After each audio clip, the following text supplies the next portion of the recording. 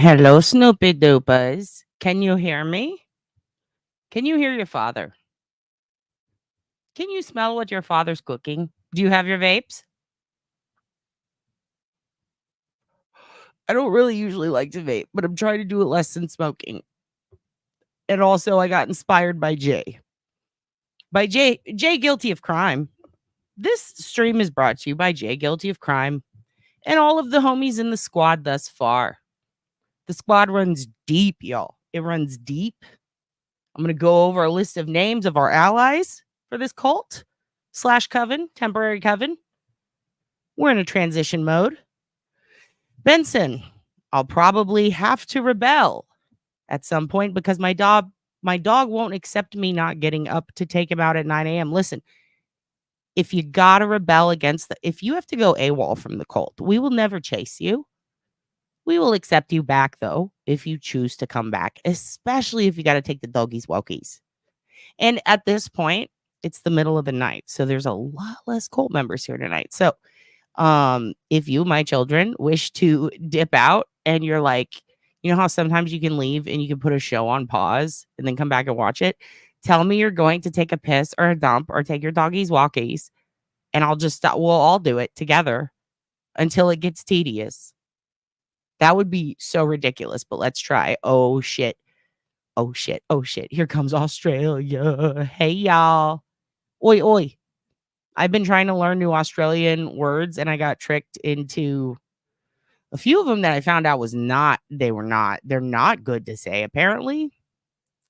But I do want to say shout outs to Australia, to UK, to everybody out there who's on the other side of the world right now. And can I say how surprising it is? How many of you are from the deep south? Let's go up here. Let's see. Spooky Trash is here. My type of people at 3 a.m. too, Spooky Trash. Yeah, I'm a middle of the night gal. I worked the graveyard shifts for like 20 years. So that's just what I'm used to. And since I do a lot of work from home computer shit and school, I could just do it in the middle of the night. And it's usually quiet. And it's quiet right now, but the boyfriend is up and he's playing his Fortnites, which is not spelled like the regular night. Oh, hello, Bayou Babe. We've got someone from the Bayou here. Hello, from Louisiana. Cindy, of course. Hello, Cindy. Nope, Not Today has not gone to bed yet. You should be Nope, Not Tonight. Uh-oh, Dad's lipstick smeared. Uh-oh. What's happening? The blending's wrong. Whatever. We tried. Your dad tried his best, okay? This is from me. I don't know why I highlighted that. How do I stop highlighting me? Here we go. I'm just going down at this point. You're in Louisiana, Virginia. So again, Arkansas. It's a deep south night. And then Elizabeth has bleachy strips on her teeth. And she's saying good evening. It's the middle of the night here, Elizabeth. Oh, that's me again saying hello. This is a good point. Don't end up like that. Here we go. Got the coffee ready. We're in the replay crew.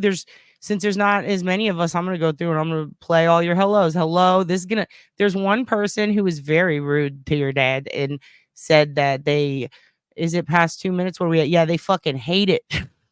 They shitty titties on me because they said I hate it when people don't just get to the fucking point. And I'm like, do you have any idea where you are, sir?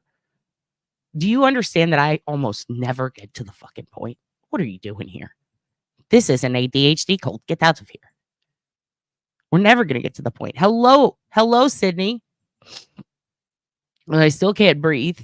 No eye makeup for Dad today because it is a moldy atmosphere. It has been flooding and it will for 3 more days here in Texas. We wanted rain. We asked for it. Guess what? We fucking got it. Hello, Randall.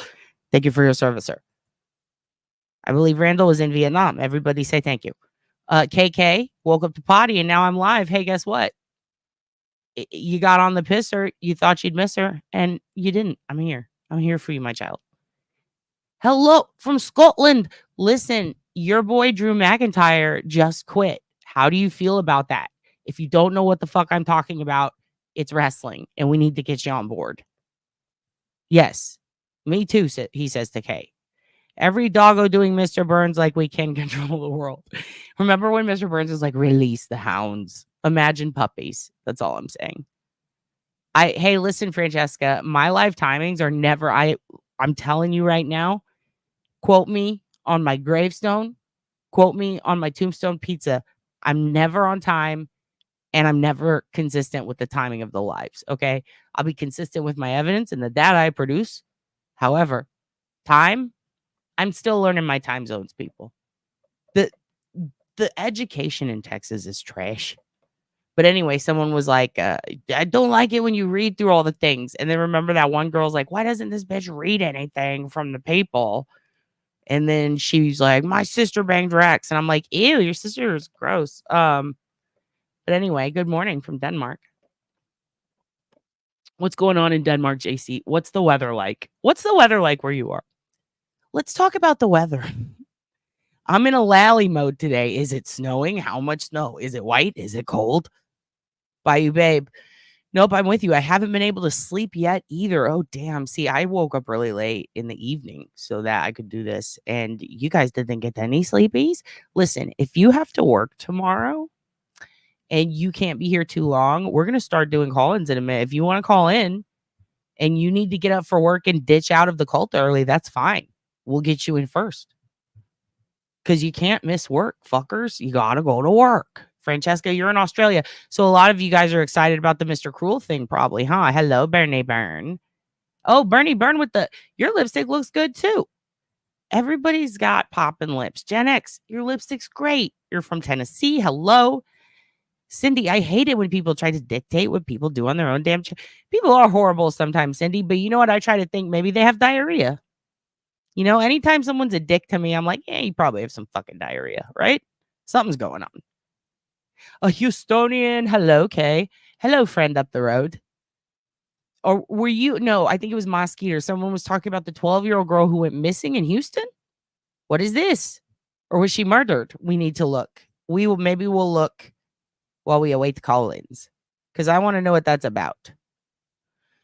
You've never heard of me? Well, hello. You're hearing me now. Not a lot of people have, but don't worry. One day, Cult Daddy's going to spread the word, which is fix your lips and be nosy. Okay. Devin, 6 Celsius. What is that?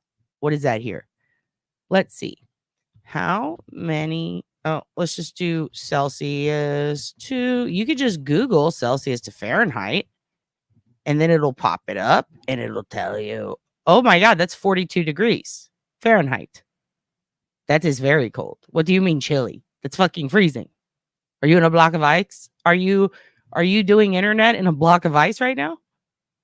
Devin, put a coat on. Cindy, how did you not know? Because listen, cult meetings get called at the last second because I'm not organized.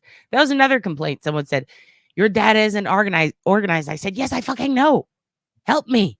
Fix it for me. Tell me what to do. She was murdered. No. Oh my God. We're going to have to look that up in a minute. I'll learn when you learn because I just saw the headline. I didn't.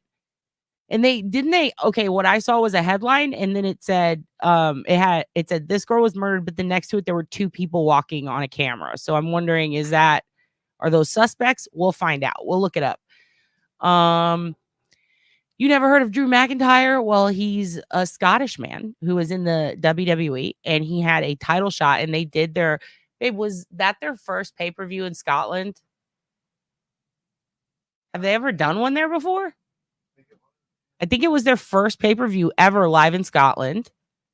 And Drew McIntyre, over the pandemic, they had to get rid of, they couldn't have fans in the building.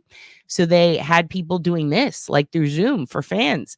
And you got to attend live events through the computer. I have a feather in my hair.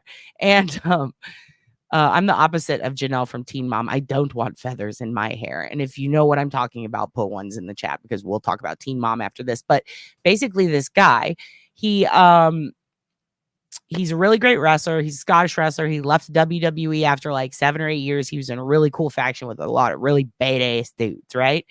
He left. He was disgruntled. He wasn't being used right, aka they were giving him really shitty gimmicks. When he came back, he was bigger. He was musclier. He was stronger. He did get put on the dirty for hanging out with a lot of strippers and not tipping. But aside from that, very free of scandal. everybody maintains, pretty big hottie. Comes back. He wears a kilt. Everyone loves that. He's very strong, very tall. We've seen him live a few times. He won the title during the pandemic, so there was no fans there. And he'd been waiting like 12 years. So then they say, hey, Drew, we're going to go to Scotland and do a pay-per-view. You've been fighting for this title for a while. Let's give it to you, buddy. They get there, and then CM Punk fucks him over. He doesn't get the title. And then on Monday Night Raw, he said, I quit. He pulled a Batista. And not a joke, I quit. Like, he was like, I quit. And then he walked out. And everybody was like, And people thought it was written in the storyline. Turns out, might have actually just walked out, which is what I mean by doing a Batista. Anyway, it's a lot. All of Scotland was super pissed off. So we need to get you on board. That's the whole point. Yeah, we're under a tropical storm warning, Randall. And we're always under that. Weather in Denmark is fine, according to JC. No snow for Lally. Poor Lally. He'd fucking hate Denmark. He'd be like, what is this green stuff? Is this grass? Where's the berm? There's no berm. Yeah, everybody's and it's even a little chilly here. Dare I say? I would never say that because I don't want the chili to go away. What part of Aussie Bun Bun and Jax wants to know is Bun Bun and Jax your dog's name? Is your dog in fucking sunglasses? What a cute dog. And also really cute names. I would read a Sunday morning comic called Bun Bun and Jax. And I would enjoy it. And I would mail clippings to my mom. It is hot in the deep south right now. Can you guys hear me okay? I need to scroll down. Okay, we got a 1 for a wrestling fan. Is that what I asked? I don't even remember what I asked. Let's keep going. We're going to hurry. I saw that you did the OSINT. I love it. Yes, I love OSINT. And you know what? I tell people all the time when we're talking about these things, Aussies started the OSINT.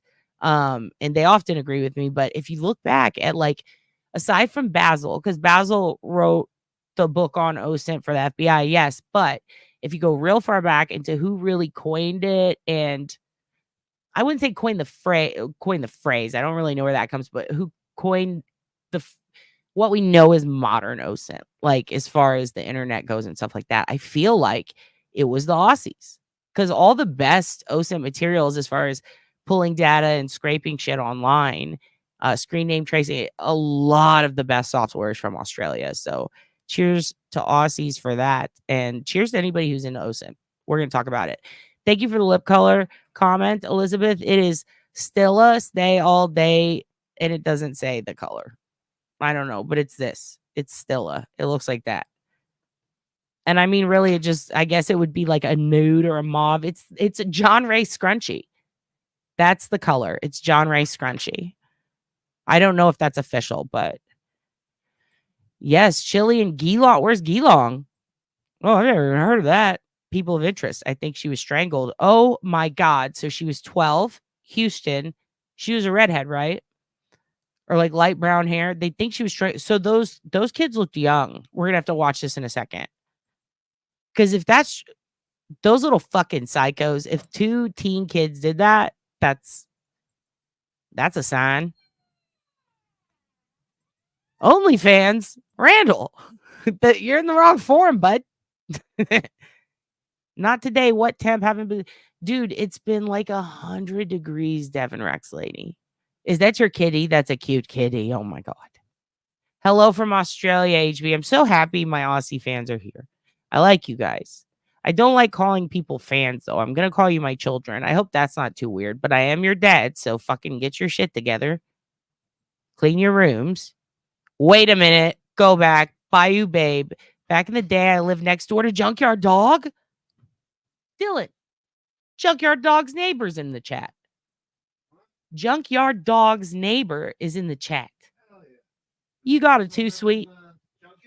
Do you live in a junkyard? Just kidding. But in all seriousness, back in the day, you lived next door. I collect a lot of wrestling cards, and let me tell you, he's got some cool ass cards, and he's got some cool ass figures, and his shit is worth a penny. Kind of like Kamala and Junkyard Dog. Their old school merch is through the roof. What a fantastic wrestler. Was he a nice guy? I hope he was a nice guy.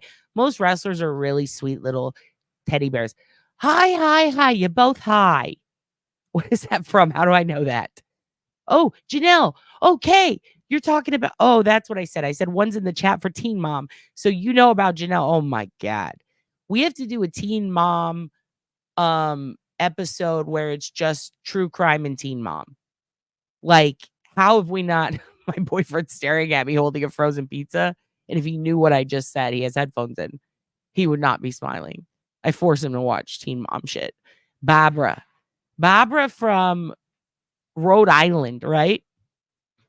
Oh my God. Janelle's the worst teen mom. She's crazy. And right now, Amber, everybody thinks Amber killed her boyfriend. South Aussie, says HB. Too early for tropical storms. Well, we got them. Hello from Australia, says Anne. Hello. President 12. Yes, Ken here. Excellent. Thank you. Okay. Bun Bun and Jax, doggies, treating and Geelong. Bun Bun loves them. Oh, Bun Bun. You remember Junkyard, says Cindy. And I'm a big Vern Gagne fan. I love Ivan Putski. But my favorite back in the day was the Von Erichs. They were the shit. Okay, so everybody can hear. Everybody's saying hello. Okay. Oh, Geelong is just outside of Melbourne. Okay. So here's what I know of Melbourne because of all of the what's his name? Mr. Cruel, who I accidentally called Dr. Cruel all the time, and I'm sorry, but it just sounds like an old cartoon that we had a Dr. Claw, but I don't know why I get him mixed up in my head. I think it's because I picture him petting a cat, and then I'm like, no, he's a serial killer. Like, he likely wouldn't have an animal that he loves. Okay, so you found Aussie because she did OSINT. She's great. Awesome. Okay, so we got some OSINT fans in the house. Excellent. We do have to trademark that scrunchy color, Elizabeth. Yes. Okay, so 30 years ago, oh, so that was when he was in Louisiana. Okay, so that was before he was really was he was already retired at that point, right? That was before he was doing the Legends contract. Basil said, thanks, OB. Is Basil your cat's name? That is the cutest name for a cat. No, it's okay, Randall. Just make sure that you put OnlyFans into Google. Don't put it into YouTube because you're not going to get good results. YouTube will be like, nope, Randall. And from Australia. So Anne's into OSINT. Everybody here's into OSINT. Randall likes Junkyard Dog. Weather is cool in Portland. We got turtleneck weather. Sheelix, thank you for reporting that to me. I like your name. I like your picture. And turtleneck weather. I feel like it's never turtleneck weather because I can't wear a turtleneck. I can't breathe in those things. But I respect a good turtleneck. And I like it when people take pictures with their pets and they're wearing turtlenecks under like a good sweater. Kane is mayor. Yes. Glenn Jacobs, Gen X, is the mayor of Knox County, Tennessee. Is that where you live? So fun fact, I interviewed Kane a little bit over than a decade ago for a, it's kind of like The Onion, but it's in Corpus Christi, Texas. Back then, it was a magazine called Vent. And we would, I interviewed a lady who is known as the Long Island Medium. Teresa, I think is her name. Yeah. Let me tell you, when I say psychics are bullshit, it's for a reason. But that's beside the point. That's just me being smart, snarky. I had my Snarkleberry Kool-Aid today. But yeah, I interviewed Kane, aka Glenn Jacobs, before a live event. Because that's the type of journalism I did. I interviewed what was that band? Fucking like Deftones and Roan, the guy who Bradley Noel's son from Sublime, and Static X and people like that. And I got to interview Papa Roach. But then they were like, you're gonna do wrestlers now. And I was like, fucking sick. Yes. Kane is one of the, I mean, I don't agree with a lot of his politics, 99% of them. He's real close to being a flat earther, that motherfucker. But anyway, one of the nicest, smartest individuals I've ever met. Like, this dude, it blew my mind. Now, one thing is he does super believe in ghosts, and he talked about going ghost hunting with CM Punk on the bus. Like, he did want to ride the bus, so he'd go with them off the bus because he didn't like anybody there. They didn't have anything in common. And he liked to stop in counties and go ghost hunting along the routes when they would tour. And he told me a couple things that have come to fruition that freaked me out. Like one of them, he's like, I'm going to run for public office one day, probably mayor. I want to be a libertarian candidate. It's going to happen. And he told me, he's like, I'm going to win. And he did. And he also at the time was giving speeches at like a real estate school or something. I think he used to be a prison guard. I don't remember. He was fascinating. A lot of education. Like that guy teaches at universities and shit. Fascinating dude. 90 Day Fiance True Crime Special. That's just the show. I mean, just watch 90 Day Fiance. It's a true crime show at this point. Dr. Whiteclaw. The Undertaker Cindy lives in my town, and one time I did Instacat, and I delivered him strawberry applesauce, or I bought them the strawberry applesauce, and then somebody else delivered it. We had a 2-part system at the time. It was when it was in beta, but I got to get him strawberry applesauce. And then the next time when I was delivering, I got it too, but they had like a big gate. But he lives with Mimi McCool, and he's the best. And that guy's fucking tall. Mark Calloway, fucking tall. Yes, that is Early Randall. AU. He was still wrestling by you, babe? Okay. Damn. He must have wrestled it because he'd been around a minute, right? You're talking about the 90s. Yeah, I guess he would have been. He was probably on his tail end, though, right? Man, he was so good. Early bird. Good morning, Doctor On Call. Are you on call right now? Your kitten is called Obi. Please be impressed. I'm so impressed. Oh, my God. Like Obi-Wan Kenobi. Hey, it's hot and sticky in Massachusetts. Dude, when I went to Massachusetts, I think I've said this before. I hope I'm not repeating myself. I went to Provincetown for a comedy festival. And I took the gig because it was my friend who was putting it together, but it was fairly new. It was last minute. It was probably going to cost me some money out of pocket. But I was like, I really want to go to Boston. I was a big fan of the Departed. And I wanted to go specifically because I found out Provincetown was on the tip of the finger, like that. And I wanted to go to where Lady of the Dunes. Like, I'm being honest with you. I knew it was going to cost me money. I was probably going to be out of pocket for rent for a month. It was going to fuck me basically. But I was like, I will make it work. And the reason it was going to fuck me, pardon my French, is because there was a nor'easter coming through. Now, I'm from Texas, if you guys don't know. Hey, y'all. We don't have nor'easters. I didn't know what that was. I thought it was a holiday. I was like, another Easter? Cool. Or is it anti-Easter? Like, I did not know what that meant when people were like, it's going to be hard to book your flight because you have to book your flight and stuff. And the bed and breakfast shit going on there is amazing. Provincetown has the best Airbnbs. I stayed in the Bradford house, which is where like William Bradford lived or whatever. And it was like haunted. And the guy who ran it at the time was a, speaking of fetishes, from the other episodes, he was a slave master and he had a gimp. And the gimp was a really sweet gay dude who was like, hi, I'm Kevin. And he would make breakfast. And he was so nice. And he's like, that's my boy. And I was like, okay. And the dude would like film the ocean waves and then show it to me. But we were like right there outside the ocean. I'm like, why? Like 30 minutes in the morning, I'm trying to be polite and I'm watching this guy while he holds his phone out and he's like, look at the waves. And I'm looking at him and I'm like, yep, those are some waves. He's like, look at this pot. Look at this pot. Oh, look how big that one is. And I'm like, I have to go do a show right now. Like, why are you showing me this shit? But anyway, I took it because I wanted to go look up the Lady of the Dunes. I believe, wasn't it, the whole thing was Whitey Bulger. They were like, she was a victim of Whitey Bulger. There were rumors that she had been in the movie Jaws because they filmed it there. And I think it was it Steven Spielberg who did? Oh, I'm bumping my camera. The director's son was watching old cutout footage and was like, is that the Lady of the Dunes? Was she an extra or in the background? So I was like, well, damn, got to go see what this is about. It's pretty close. So I could go swing by the Crown, whatever, that Whitey Bulger went to.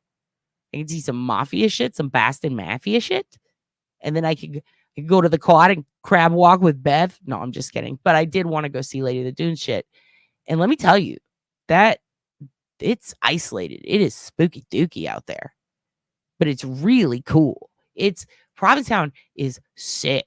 And it was like the nor'easter was freezing. I couldn't I'm also scared of boats, so I didn't do what everybody said to do and what all the other stand-up comics did. They were all really smart. They got on a big boat, a ferry, and they went across. And I didn't. I rented a car with one of the other guys from the South who didn't want to get on a boat in a nor'easter. And we drove all the way around. And I remember being like, let's go through where John Cena lives. And he was like, fuck no, we need to get there. And it was the most beautiful drive. It looked like the movie Hocus Pocus. Like, it was just gorgeous. Anyway, I absolutely fucking loved it. Provincetown is the tits. I love it. And I found out a nor'easter is terrifying. And also a rat ran across my foot in the airport in Boston. And also everybody up there drinks Dunkin' Donuts. Like, what the fuck? That is not shit that you do here. I don't know. Maybe I'm wrong. Yeah, Teresa Caputo. Let me tell you something. That's my phrase this time. Let me tell you something. That chick, they didn't know they was fucking with an OSINT badass. I know who looks at my shit. And at the time, I had a comedy web. I realize websites are bullshit now. Like, nobody gives a fuck about your GeoCities anymore, right? People have Linktree, all that stuff. But at the time, I had a comedy page, and I also had a writer page with like a portfolio, and I could see the traffic that comes through it, specifically the IP addresses. And yeah, that chick like sent her like producers. Like, I was just interviewing them, and I was like, this is kind of weird because the specific place that she was at, Long Island, like, if somebody from Long Island looks at your shit and you don't know anybody there at the time, I didn't. It's kind of like, duh, you know? And yeah, beginning of the interview tried to pull oh my God, you must blah, blah, blah. And I'm not even going to say it. It's very specific to me and personal. And I was like, girl, I think I don't know that I put that on my what, like, you're out of your mind. And yeah, she was just very sassy, very rude. And there was just, I was really polite too. I played along, but damn, dude, as soon as I realized, oh shit, she vetted me. It's like, you can't tell me they don't do that. You can't tell me they don't do that because she did it to me. And she did not impress me. And I think she was pissed off that I was not impressed. Oh my God, I went off on a tangent. He did. Kane manifested that shit. And he said a lot of other stuff that, like, it's wrestling related, but it was just kind of weird. It was like, whoa, this dude, he says he's going to, oh my God, you guys, Mookies. My dog fucking farted. It smells so bad. Oh, fuck. Oh my God, my eyes are watering. Oh my God, dude, it smells like eggs in here. Called the OnlyFans. Oh shit. Randall, what are you talking about? OnlyFans with Bev? Oh my God. Oh my God. Dude. Do you smell that? Mookie's ass. He farted. No, that's not the pizza. The pizza smells great. The ass. Dude, you smell it over there. It took over the. I'm sorry. This is so unprofessional, but my dog just like, oh, he fucking gassed us, dude. Oh, it smelled like pepperoni, and now it smells like pepperoni. Oh my God. Oh my God, you guys. Yeah, just the tip, Pat. Oh fuck. I can't even talk. Dude, I'm moving his bed. I'm moving his daytime bed, his nighttime bed. When mommy's at work, he sits right here and his ass is just right below me. And he just ripped a fucking, a nor'easter came out of his asshole. It's really bad. It's cutting. God, it made my eyes water, dude. And I have allergies. Like, I already can't breathe. And oh my God. Whitey and the Winter Hill Gang. Yes. Dude, Whitey Bulger is so fucking crazy, that story. So who's that guy? Hold on, we're going on another tangent. Newscaster. What's the channel that Rachel Maddow's on? What is that? CNBC. It doesn't matter. Newscaster, Whitey Bulger. Okay, it doesn't matter. There's this newscaster who's on, what is that? MS. Oh, shit, I can't remember. He's on the same channel that Matt was on, whichever one that is. Anyway, he did the late night newscast like in the evenings. He grew up living next door to Whitey Bulger, right? So until they were like 15, like that was his neighbor. And so when Whitey goes missing, this dude's like, damn, that's crazy. Whitey's been gone, you know, and he would have to report on him and stuff. And it's really crazy because when they caught Whitey, guess who his neighbor was in California? That newscaster. And he goes on the air and he's like, you guys. And it's so fucking funny. He's just like, I grew up next to him and he was busted 2 doors down. And it's like, wow. Blew my mind. I think it's Chris something. I need to look it up. Yeah, it's definitely isolated out there. And is it Hunter S. Thompson? I'm just like, my brain scrambled because I flipped my schedule. Jack Kerouac or Hunter S. Thompson. One of them used to go out there in the cabins and write. And I went and saw those cabins and they were crazy. Massive snakes. Oh yeah, and in Queensland, dude, that's the only part of me that's like, fuck Australia, dude. Because like I've seen those snake videos. You guys ever watch Australian snake videos? Pfft, guess what we're about to fucking do? If you think I'm not gonna show you Australian snakes, Ann ain't fucking around, you guys. Ann ain't fucking around, you guys. What? Some are allergic to my like button? Well, fuck, better get some bennies.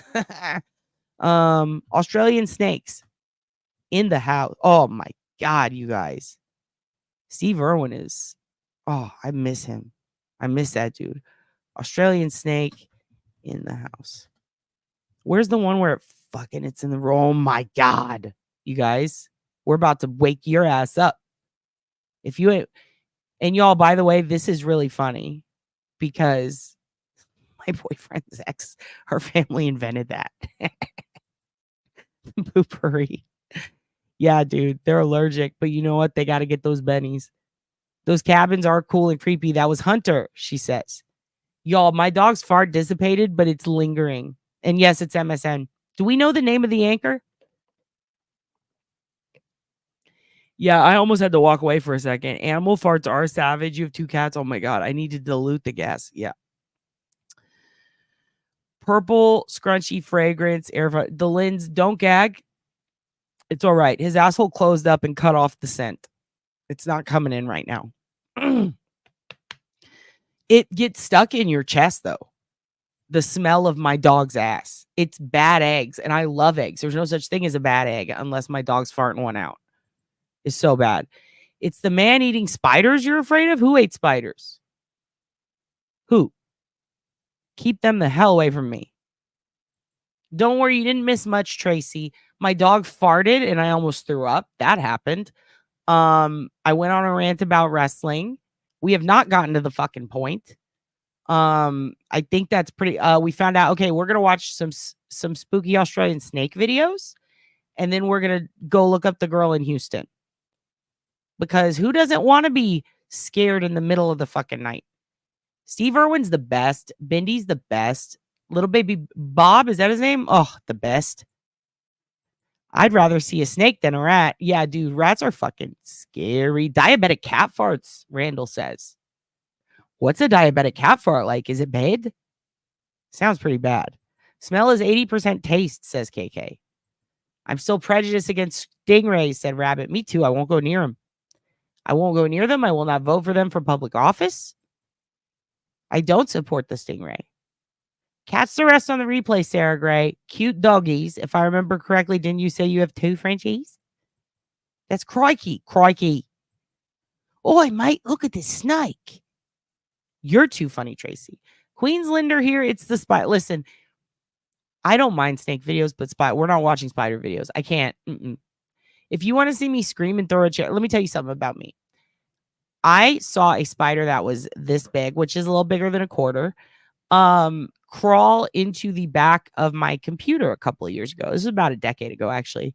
At the time, I lived in a house. We called it a comedy house because it was me and 3 boys, and they're all comics. 3 grown-ass men who saw that spider and said, "Want me to pick it up?" And I was like, "No," because in my head, it's like, they're going to throw it at me. They're comics and they're assholes. And they're from Nebraska, which is a real place, I found out. Anyway, I just was like, no, no, no. And they were like, "We can get it out." And I was freaking the fuck out. I'm so arachnophobic. I cannot handle it. That computer had about, literally, it was really old. It was a compact Presario. Embarrassing. But it had about 20 years worth of data in it. I jacked it up. It had all the space. It had a fucking DDR4 RAM, like all this shit in it. That was great. That spider crawled in the back of that computer, and I did not even think twice before wrapping it in a trash bag, then double wrapping it, picking it up with adrenaline strength because it was very heavy, and I threw it in the pool. And I blacked out. And my roommates are like, "You just threw your computer in the pool." And I went, "What?"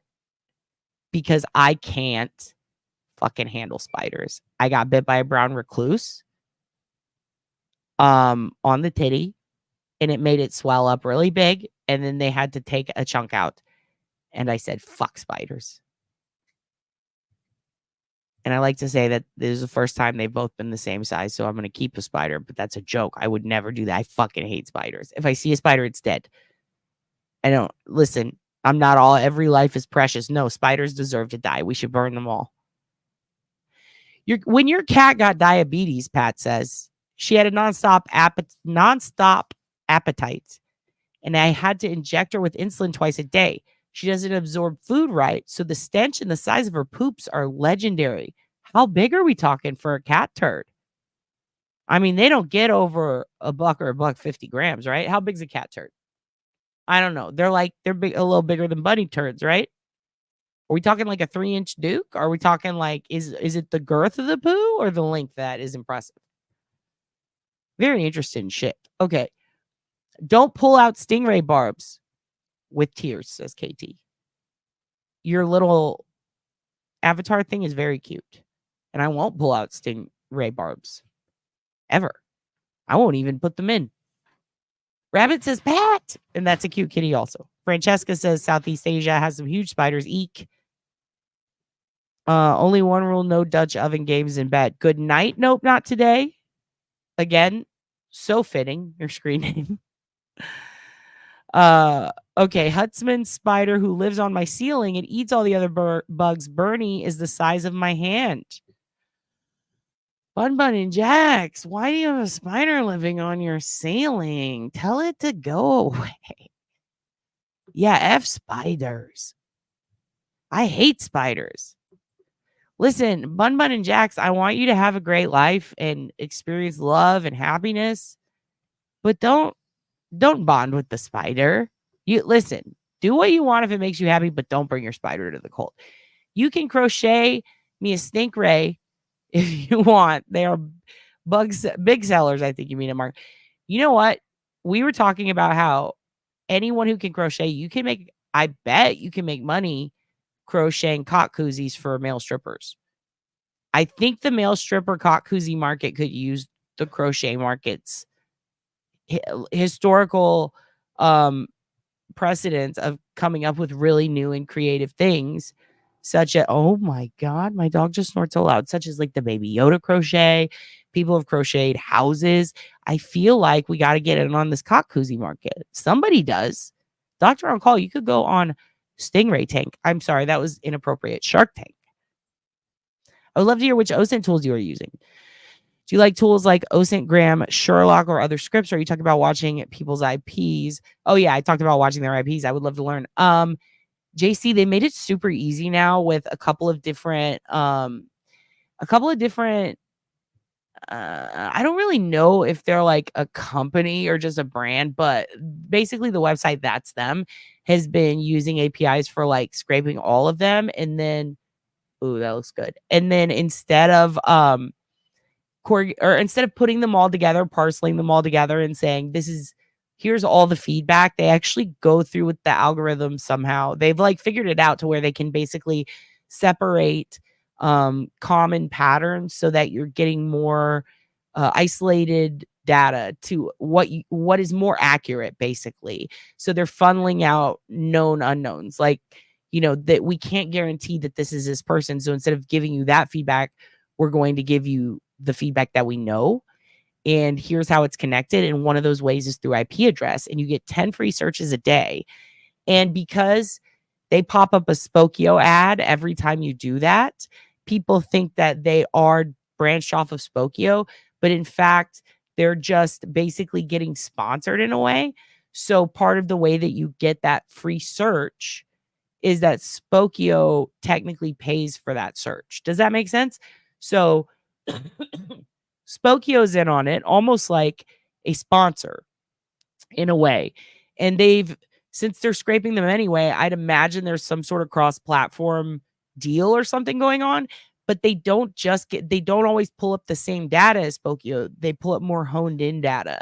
And I found that I have to fact check it a lot less because it gives you, literally, you can see how much people make a year, what mortgages and loans they have.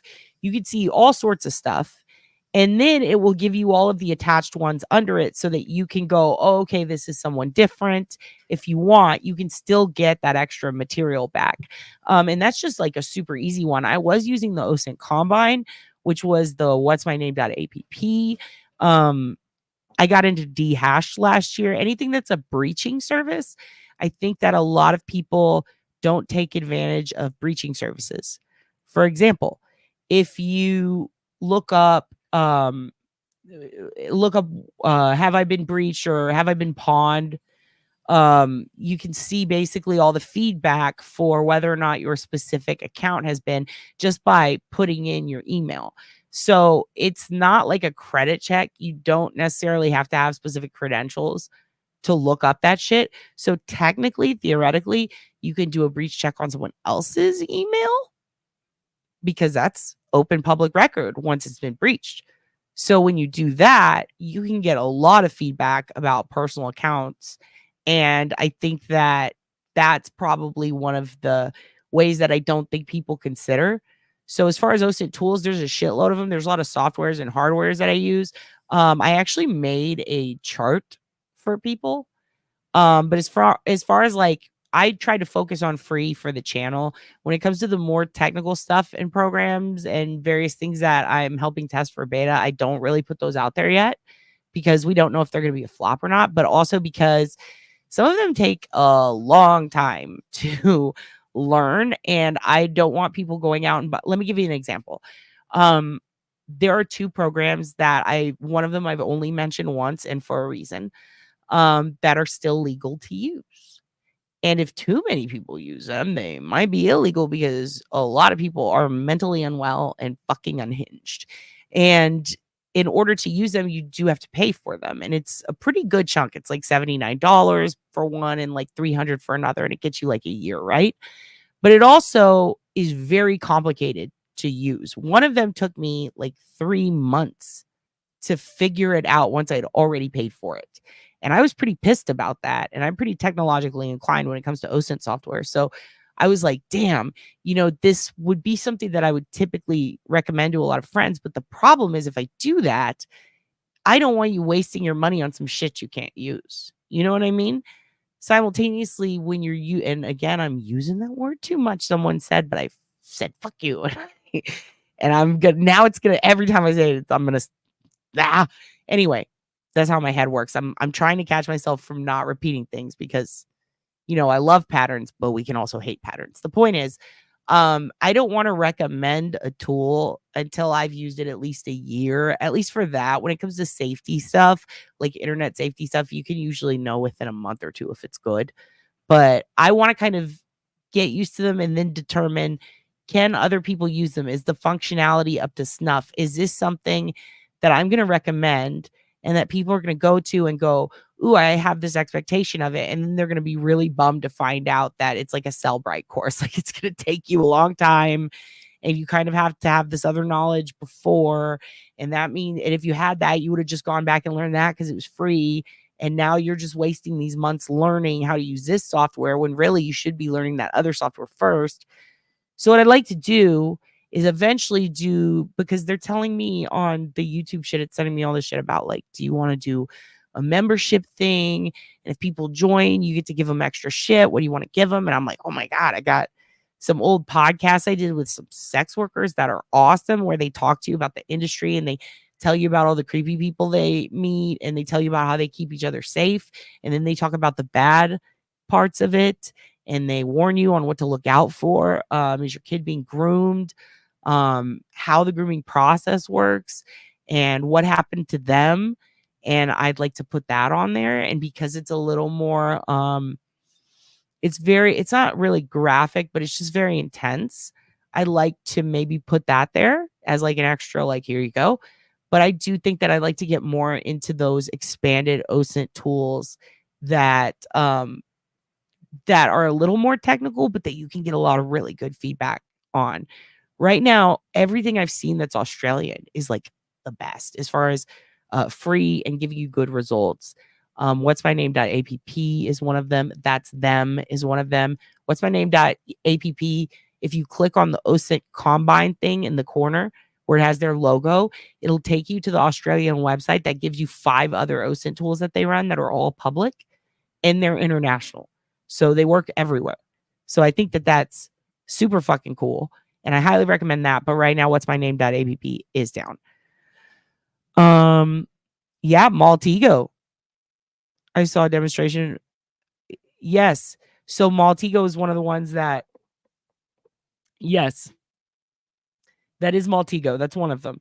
And it's one of those where, like, okay, so in the past, I recommended it to a woman who I thought was super into OSINT stuff. And she did not know what the fuck it was. And she was like, why did you recommend this to me? This is a nightmare, you know? And I realized, like, you kind of got to be careful. Let me pull up. I have my files list. And it does have some personal files in there. So I'm not going to show that. But I can read you some of the ones that, because I'm trying to, I just don't want to say one that's like shit. You know what I mean? And some of them are shit, but I also don't want to diss them because I know that some of them were working on it. So let me pull this up. Hold on. Give me 1 second. Oh, no, that can get me in trouble. Hold on. Let me pull. Come on. Sorry, I'm going through all my files right now. There's a couple hundred. You guys talk amongst yourselves. Talk amongst yourselves. God, we need to talk about Staten Island Jane Doe, you guys. We got to talk about her soon. Her name's Christine Belusco. And I found some old newspaper stuff with her old address on it. And we know where she used to work, and we know that she was born in or lived in New Jersey before she left to go to the Poconos. She went to the Poconos to go to a place called Mount Airy Lodge. And this was back in 1991. She had a little girl with her who was 2 years old, and that little girl was her daughter. And she was a Jane Doe until last year. And sorry, I'm still scanning files while I tell you this. Anyway, she's a Jane Doe until last year, and she got her identity back when they found out who she was, and they said, "Oh wow, this is oh, here we go. Oh, that's not it. Great. Fantastic. Anyway, they said basically that she had been working at this place, and then she left to go to the Poconos because she found out that she was adopted, I believe. And kind of like how Ted Bundy found out that, like, he was adopted and had a freak out. You remember that? Like, people could have behavioral changes. The whole, when they found out her identity and that was the backstory, a lot of people on the internet were saying, like, oh my God, you know, this must be a situation where she had to get away or something. And, or maybe she was having a mental breakdown, maybe, but then, like, look at the crime. Like, she was bludgeoned with a hammer. She was handcuffed. It was horrible. She didn't do any of that shit herself. Anyway, we need to look into that. I think what I'm going to do, JC, sorry, because also, like, the Rex comment about the hammer, the fact that she was still smoldering when she was found, there's just so much about her case. I don't know if it could be Rex, but now that we've opened up all these early 90s cases, it does make me wonder, especially since he's doing like this weird backward pattern thing. Like, it really makes me wonder if maybe he went beyond Long Island to dump for even earlier. cases. And then he brought it closer to home once he had his own home, if that makes sense. But yeah, anyways, we were going to watch snake videos, but now I'm thinking about that Maltego comment. I'm like, damn, there's so many I want to tell you about, but I really should sort through them. Let me sort through them. We'll do an OSINT heavy episode. If you actually go back to OSINT freebies, I list a shitload of them on there that are good. I know it's the OSINT freebies, either part 1 or part 2. I actually put a chart up, and that one has all the ones that I've used that are good. And that's pretty up to date. So go check there for sure.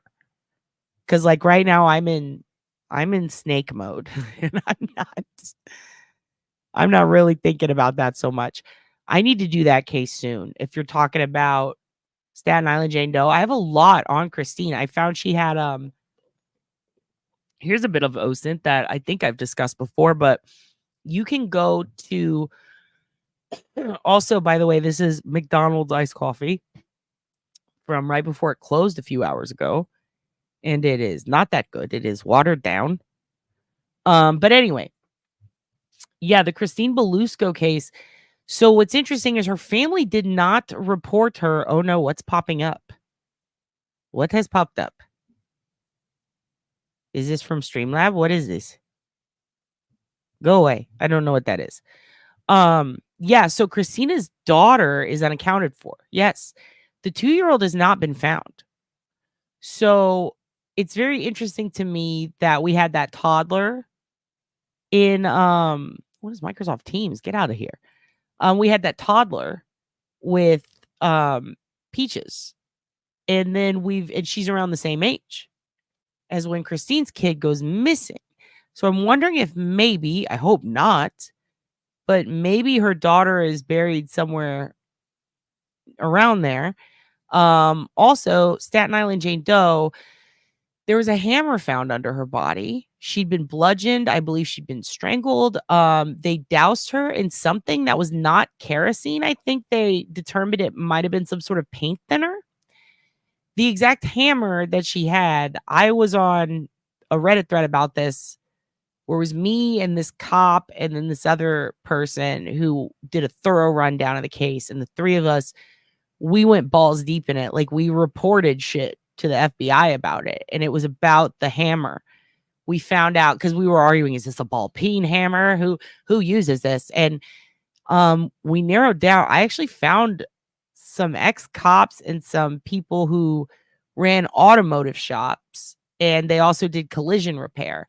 And the type of hammer that she had, I'm blanking on what the exact name on it. I don't think it was a ball peen, but it was a very specific kind that you could only get from a specific distributor. And I believe Snap-on was ruled out, but it comes from Canada. But it had Lloyd L, but Lloyd was spelled with one L, I believe, carved into the hammer. And this person had to have basically pulled up, dumped her body, but she was still alive, they believe, I think, if I remember correctly, because we did talk to some investigators. Like, all of us were like the three of us in Reddit were like, let's fucking solve this today. But the people that we spoke with that could give us information on the case, and then going through all the old records of it, it seemed that what happened was early morning. I believe it was 6 a.m. Don't quote me on that. Early morning, someone pulls up, had to have been a vehicle, takes her out, dumps her on the side of the road. She's beaten. I believe she'd been strangled. I know she'd been assaulted. They handcuffed her, and the type of handcuffs, there's a big argument on whether it could have been something that was bought at a store for a fetish or sex stuff, or if it was cop handcuffs. And I believe that the guy who's in the chat, who is an ex-cop, was like, this is, like, he told us that looked like cop handcuffs, which is why he was so into the case. And so Christina's surname is Belusco. Anyway, she basically was dumped. They poured something on her, which they believe paint thinner, I believe, is what they determined it was. But it was this specific kind that is often used by people who work in, I don't know why, but someone mentioned HVAC, but collision repair, anything that has to do with auto mechanics, painting, stuff like that, as was the hammer, similar style. Somebody said it was a plumber's hammer. Somebody said that plumbers could use that to make basically like pull apart specific type of pipes. It's like a hack. But anyway, all of the things that were left there made people think this could be a cop. This could be a collision repair person. This could be an auto mechanic. This could be HVAC. This could be plumbing. This could just be somebody that is into construction. The style of hammer was, a lot of people contested this is collision repair shit. Some people said this is potentially architecture shit. Now that we know more about Rex, it's like, damn. Here's the thing though, as far as we know, Christina wasn't doing sex work. Although what's interesting is that she was found in a dress with walking shoes. And I believe they were called balloon shoes. And yes, it was overkill. It was overkill. And you know what?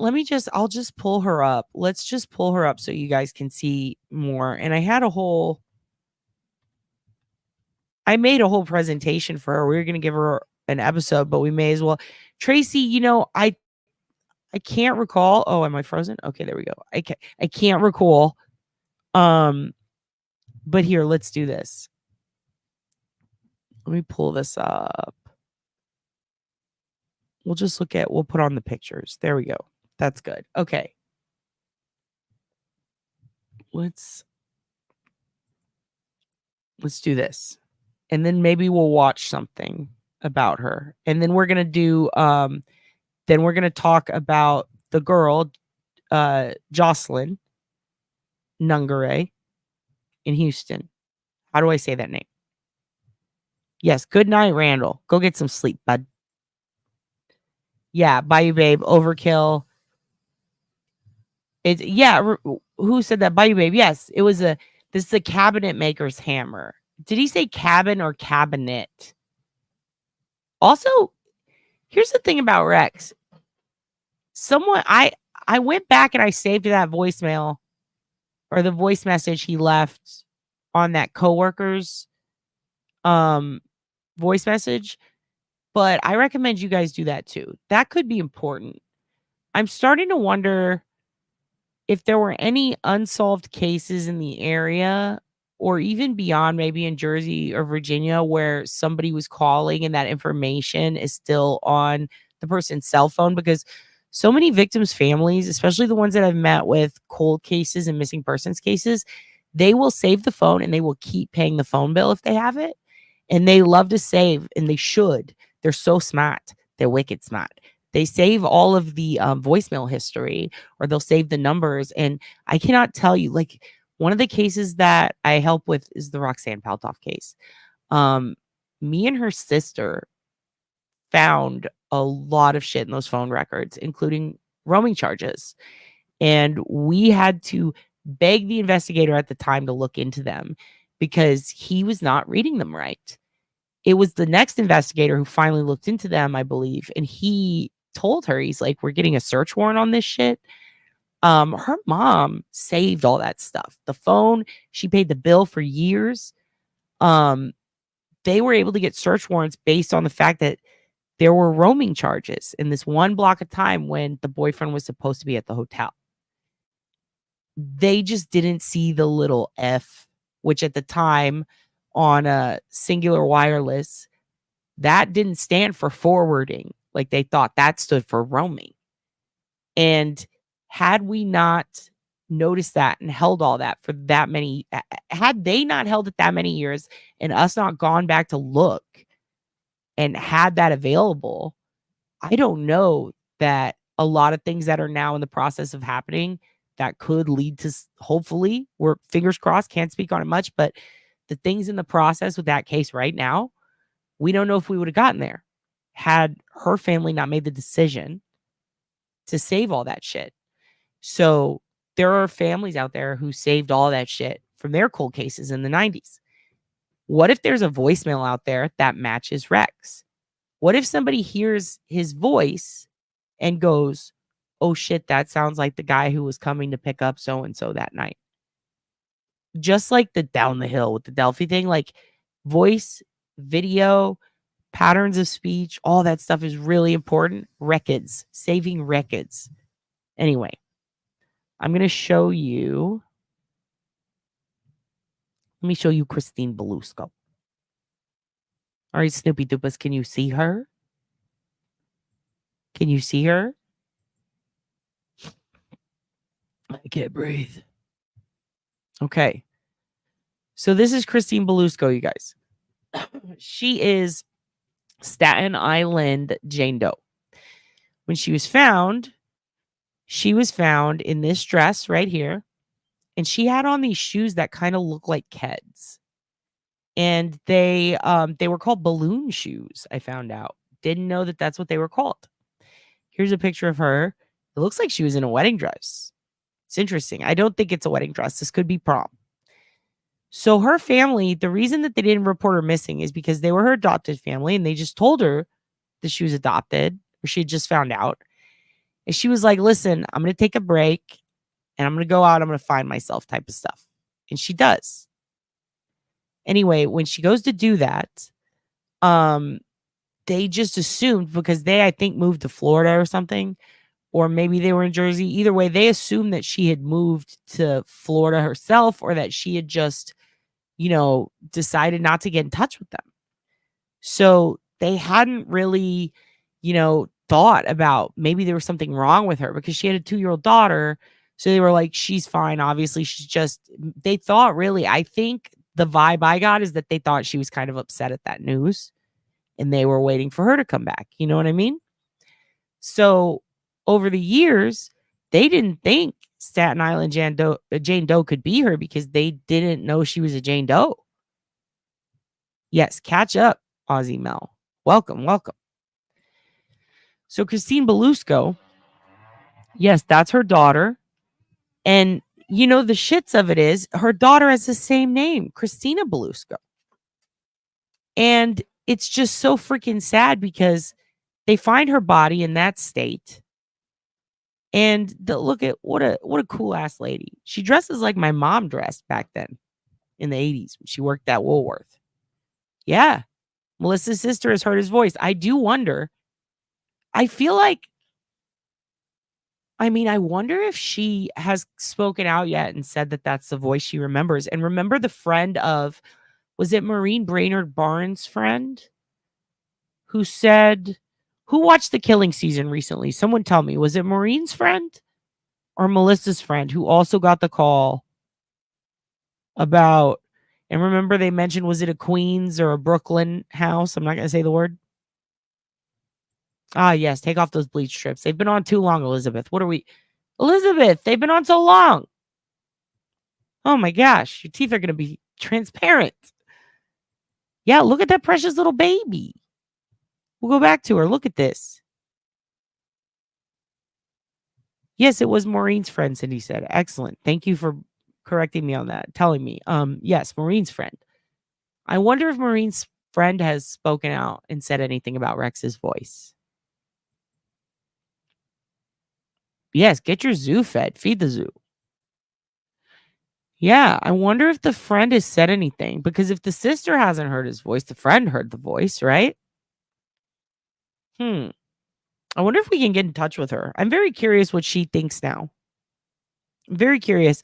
And I wonder if Bear Broski, by the way, I need to go find that channel.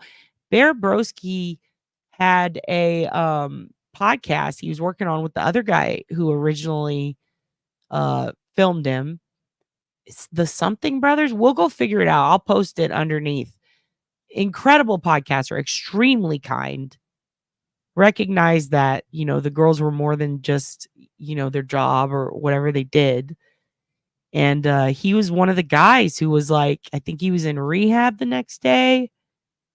And he was one of the guys who reported Rex. He's the reason, if it wasn't for Bear, they wouldn't have caught him. I really don't think they would have. Because Bear gave the avalanche tip back in the day. And it's really crazy. It's really crazy, you guys. But yeah, Bear Broski, he was on a podcast. And I wonder if he's heard, I think he heard the voice because I'm pretty sure, I'm sure he recognized him. He saw him. He was one of the guys that ran in and was like, hey, what the fuck? And like made Rex run away when they pulled the scam thing. But yeah, that's Christine Belusco right there. Let's watch. Hello, Serenity. Let's go ahead and watch. Let me pull it up. Sorry, that's our door opening and closing. It's really nice outside right now. This is the hammer. See how it says, let me make this bigger. I'm about to zoom in a lot. Oh, that's too much. It doesn't work like that, I guess. Dang. Here's what I'll do. Because I want you guys to see this. Boom. That's nice and close. Oh, it's not showing. Hold on. Let me stop the screen. Let me represent.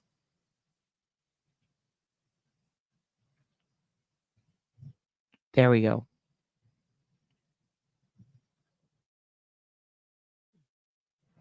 Take a look at that hammer. See how it says Lloyd? Let me make it bigger. Lloyd L. Right there, it's carved. And do you see how there's a different color right here?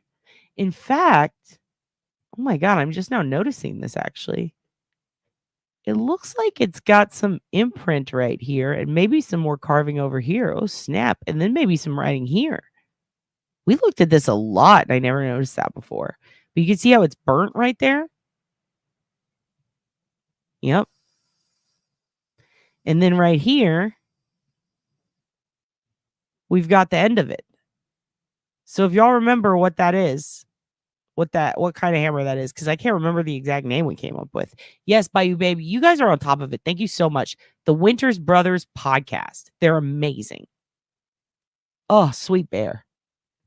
Maureen's friend did speak out. She talked about the call she received. Yeah. Did she speak out on, but did she say it sounded like Rex? Ah, yes. You know what? Little Miss Madhead's right. It actually is because of Shannon. You know, I think it's a combination of Shannon and Bear because think about it. Bear gave that tip way back then. It could have been solved back then, you know? And then Shannon and John Ray. And you know what? For the amount of shit I talk about John Ray, because I was pissed this week. I still think that's fucking bullshit. That whole presser was bullshit. It was uncalled for. It was extreme. It was beyond okay. It was bad. That was unconscionable. And I'm going to show you something in a minute. But first, I want to say this. With all that said, we can be mad. We can be pissed. We can rage. We can doubt everything that we hear going forward that John Ray says. We can question everything from the past. But make no mistake. Make no fucking mistake. It is what it is. Whether you like it or not, make no fucking mistake about this. That man, John Ray, really did help. He really did help in the beginning. His advocating for Shannon's case, his pushing the police, his questioning, it did help. Him, Shannon, and fucking Bear, dude. The three of them, Shannon's mom, four of them even. If one of those little, minute details of something they saw or said or did or didn't notice or did notice had been changed for any one of them, there's a good chance that we might not know about all this. There's a good chance that he could have gotten away with this. There's a good chance that they never would have found the body. If it wasn't for John Ray, if it wasn't for Shannon's mom, if it wasn't for the pressure from the public on the cops, we have to give him his flowers. Now, we don't have to give him his scrunchies for what this piss poor display was this past week. But listen, I do think that John Ray deserves some flowers for that. I do. Yeah, Snaggle Mama, I have a hard time with that too. Is she or isn't she? And the thing is, if she was, it's so tragic because this could be working against it, these recent developments, but also the thought of the police missing that due to either I don't want to say a bad ME call, but a bad ME call. What if the ME called it wrong? What if the autopsy report was off? Because you shouldn't have two differing opinions, but simultaneously, the second one from the private company that John Ray hired, excuse me, I actually just got it in my email from one of you guys. Thank you so much, whoever sent that. But I do think that it's a possibility she could be, but it's just so fucked, you guys, because there was a hurricane right after. And there's questions about the jawbone, but then there's questions about the phrasing or the interpretation of the data and everything that came from that second autopsy and Dr. Baden's report. And it's just like now we've got doubt, like a shred of doubt. However, I would argue, not even argue, I would just present to you, I went back and found a lot of recent footage and was going through it from any time the task force spoke on this. And even when he was up there with Rodney, they said that they were not counting out Shannon yet. In the past they said, this is the cause of her death. She's not a victim of Lisk, right? Like people had said that. But they're saying now, recently, post-Rex, that they're not counting anyone out and they're going back and re-looking. So combine that with them, raiding the fucking house of Rex and then raiding the house, obviously, of Victoria and Chris. Combine that with them going through all their electronics. That you saw the boxes they took, right? They took boxes with kids' toys and shit in it. They took boxes with their shit, the kids' shit in it. They're being investigated. So when he has a press conference to say, hey, we want you to investigate Shannon. We want them to reinvestigate. We want them to reopen her case. Like, they fucking are, dude. They're looking. Give them time. And try not to fuck it up. He opened it with, I've been the gatekeeper, and I continue to be. And I think my response was, fuck. Because that's a problem. It's a game of telephone at that point. Giving information to John Ray is volatile at this point because him reporting it back verbatim, slim to nil. Him interpreting it accurately for what it is, we saw what happened.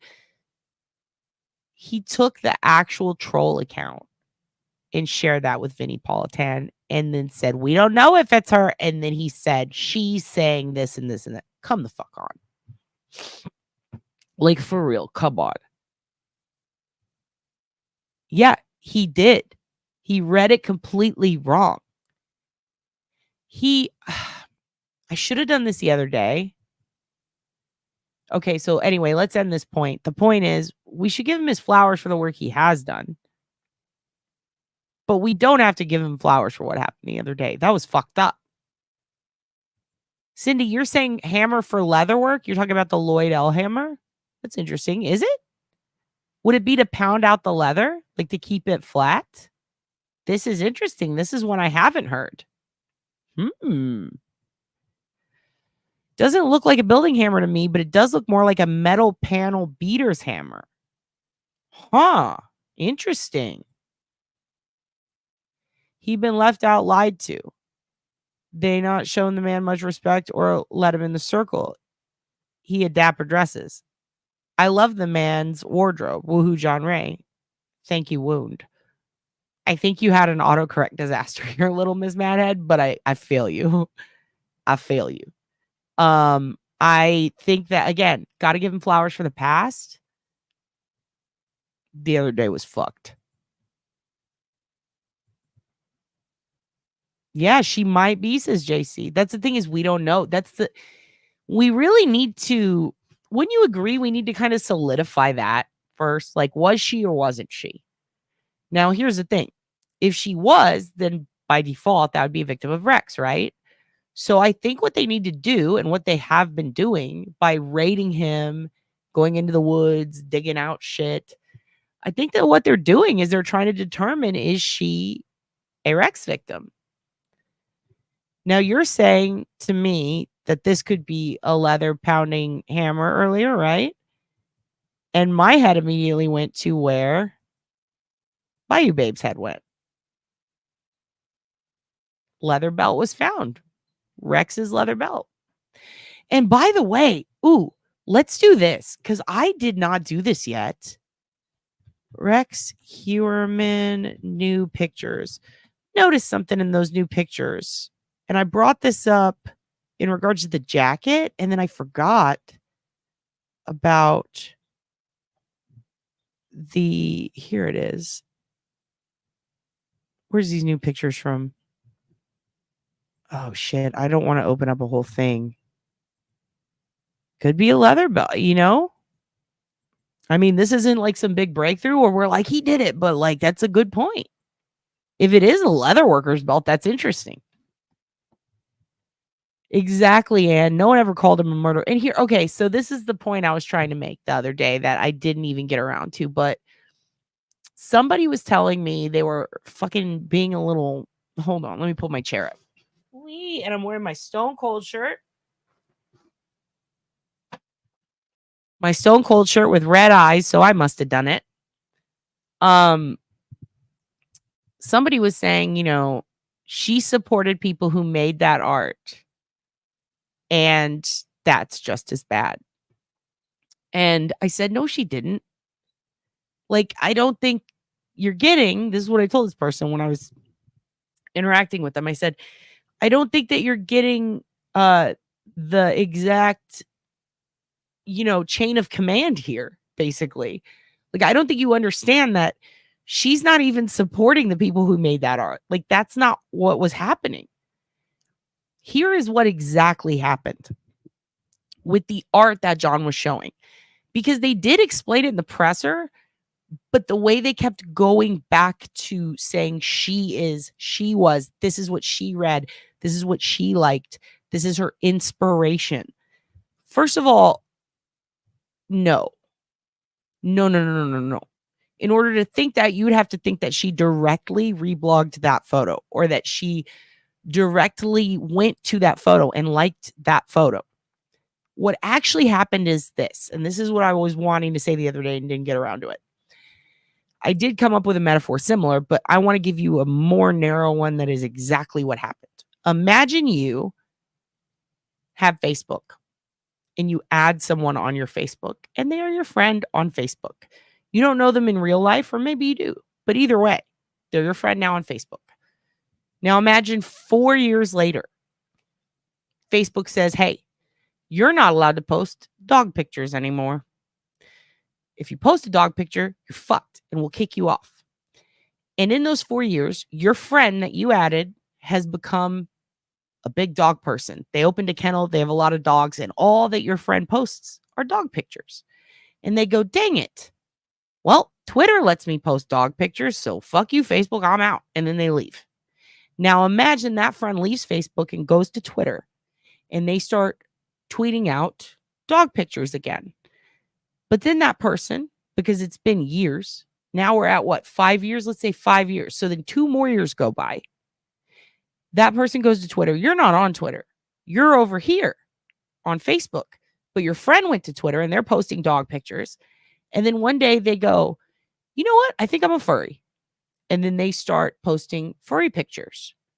And they say, hey, if you're a furry, send me your picture and I'll repost it. And then somebody else who you've never met, who you don't know at all, who's in no way connected to you, someone on Twitter goes to your friend on Twitter and sends them a picture of some really NSFW furry shit. And then that person your friend on Facebook who went to Twitter, which you don't have, that person retweets that. That is what happened here. And they are saying Victoria is responsible for this person years later leaving the platform and then on another platform showing somebody else's artwork. Do you see the degrees of separation? So not only is it irresponsible to connect it to her, but the fact that he's saying she drew inspiration from it. She didn't even see half of this shit, motherfucker. That wasn't the, she did not leave those people left the platform and posted that on other platforms. They are judging her because a person she used to be friends with changed their taste and started reblogging a fetish that they have. If you go back and you look at every single piece of art she has, other than the Francis Bacon inspo piece and maybe the Aldea skull, which were school projects for fuck's sake, that she was told to do for NYU as an art student. Everything else is just foxes and animation, 2D and 3D. She didn't even actually get into the furry shit. She got into the innocent side of the furry shit. She didn't go to the sexual side of it. She went to the anime Comic-Con nerd side of it. It's different. Think about everyone on your Facebook right now. Imagine some rando on there who you haven't met, but you liked their art once, back when they drew little innocent foxes and little innocent puppies. Imagine that person goes to Twitter and starts retweeting hardcore butt stuff with butt plugs. Is that your inspiration? No, it's theirs. It makes no fucking sense. It makes no sense. Anyway. Yeah, his granddad's handmade belt. So let's look at, I want to find the picture of him. I had it earlier of him in that green outfit, but it just keeps popping up these freaking, it keeps popping up video. And I want to show you the picture. Oh, it's him at the hunting club, right? Hunting club pics. I should have saved it the other day. There it is. Okay, let's pull this up. And we'll open it here. And then let's share. And then let's see, share screen. Here we go. You guys seen this? This pic? This is him at the hunt club. And this is near where they found Jessica Taylor's body, if I remember correctly. Right? Good. I think his granddad's name was William. Let's keep going. Butt plugs woke me up, said Elizabeth. Butt plugs should wake you up. So what do you guys think about that belt he's wearing? Do you think that's the belt? What, honey? Uh-oh, the doggo needs to go walkies, guys. Here's what we're going to do. I'm going to put on, hold on, honey. We're going to put on 60 Minutes Snake Island. So I'm going to take you, we're going to watch this for a second. And let me, sorry, he's cute. He's cute when he cries. Poor baby. Oh, now it's sad. Now I'm going to cry. Not surprisingly, it's known as Snake Island, and it's probably the most dangerous place on the planet.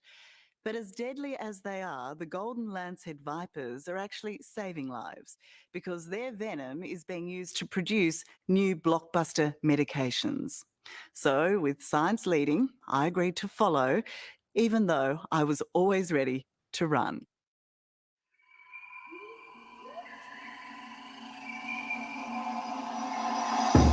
A stunning splash of green in a sea of brilliant blue. Comada Grande, off the coast of Brazil, is a tempting patch of paradise. But this place, better known as Snake Island, is off limits. All are banned from landing here unless you have special clearance. If the signs don't warn you off, the residents will.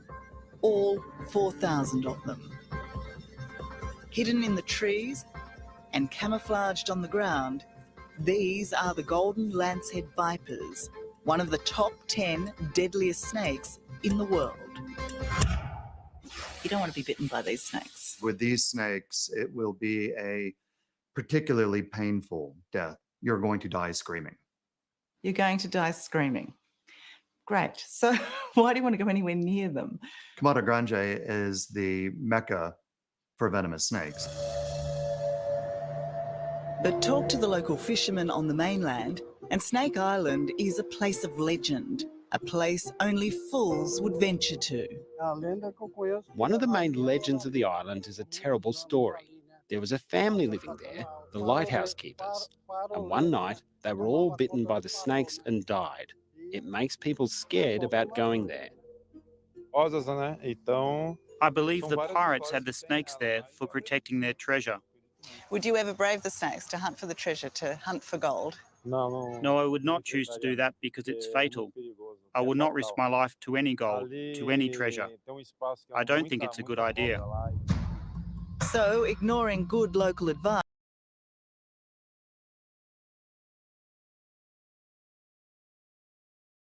All right, everyone. I don't know if you can hear me right now. But this is a very special moment. This is your God. Bow to him. He just farted on me. Oh, God. Mookie, did you fart on mommy? Because I felt it on my leg. Oh. Say hello to your followers, Mickey.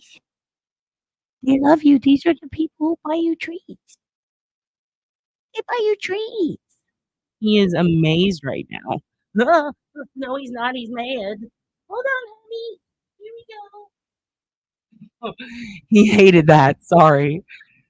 Okay. Okay. We tried. We tried our best. That was Mikos. That was him. Okay. 60-minute Snake Island is still playing. So check it out. Let me turn this down. That was way too loud. Sorry. That was him. He is a fart monger. So let me ask you guys, what do you think about that belt Rex is wearing? Is that the belt, you think? Do you think that is because this was back where Jessica how old is this picture? If it was pre-2011, not the belt. Do we know how old that picture was? Yes, Mookie is very beautiful. He's such a cute dog. Here, let me show you this picture again, though. What do you think? Also, butt plugs woke me up is just going to stay up there for the rest of no, just kidding. What do you think about that?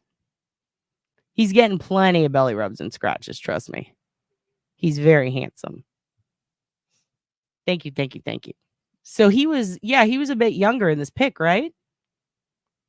I want to know how old this pic is because if this is it, like how close can we get here? Oh, okay, there we go.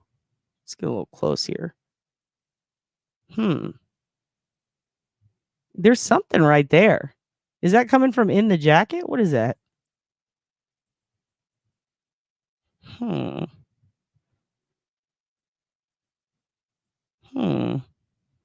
What is that?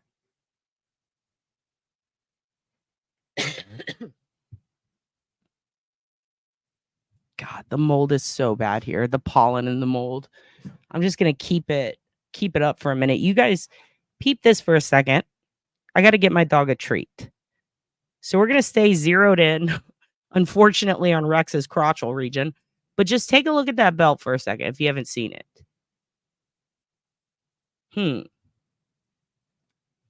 Come on, let's get you a treat. Let's get you a little treat. You're such a good boy. Mommy loves you so much. You know. It's a phone. That's from the viewers. They love you. You're such a good boy, honey. You're such a good boy. Yes, you're the bestest boy. You deserve all the milk bones. What a good little baby. Thank you for being patient for me. I love you. Oh. Oh, what a little angel. Yes, that's for you, honey.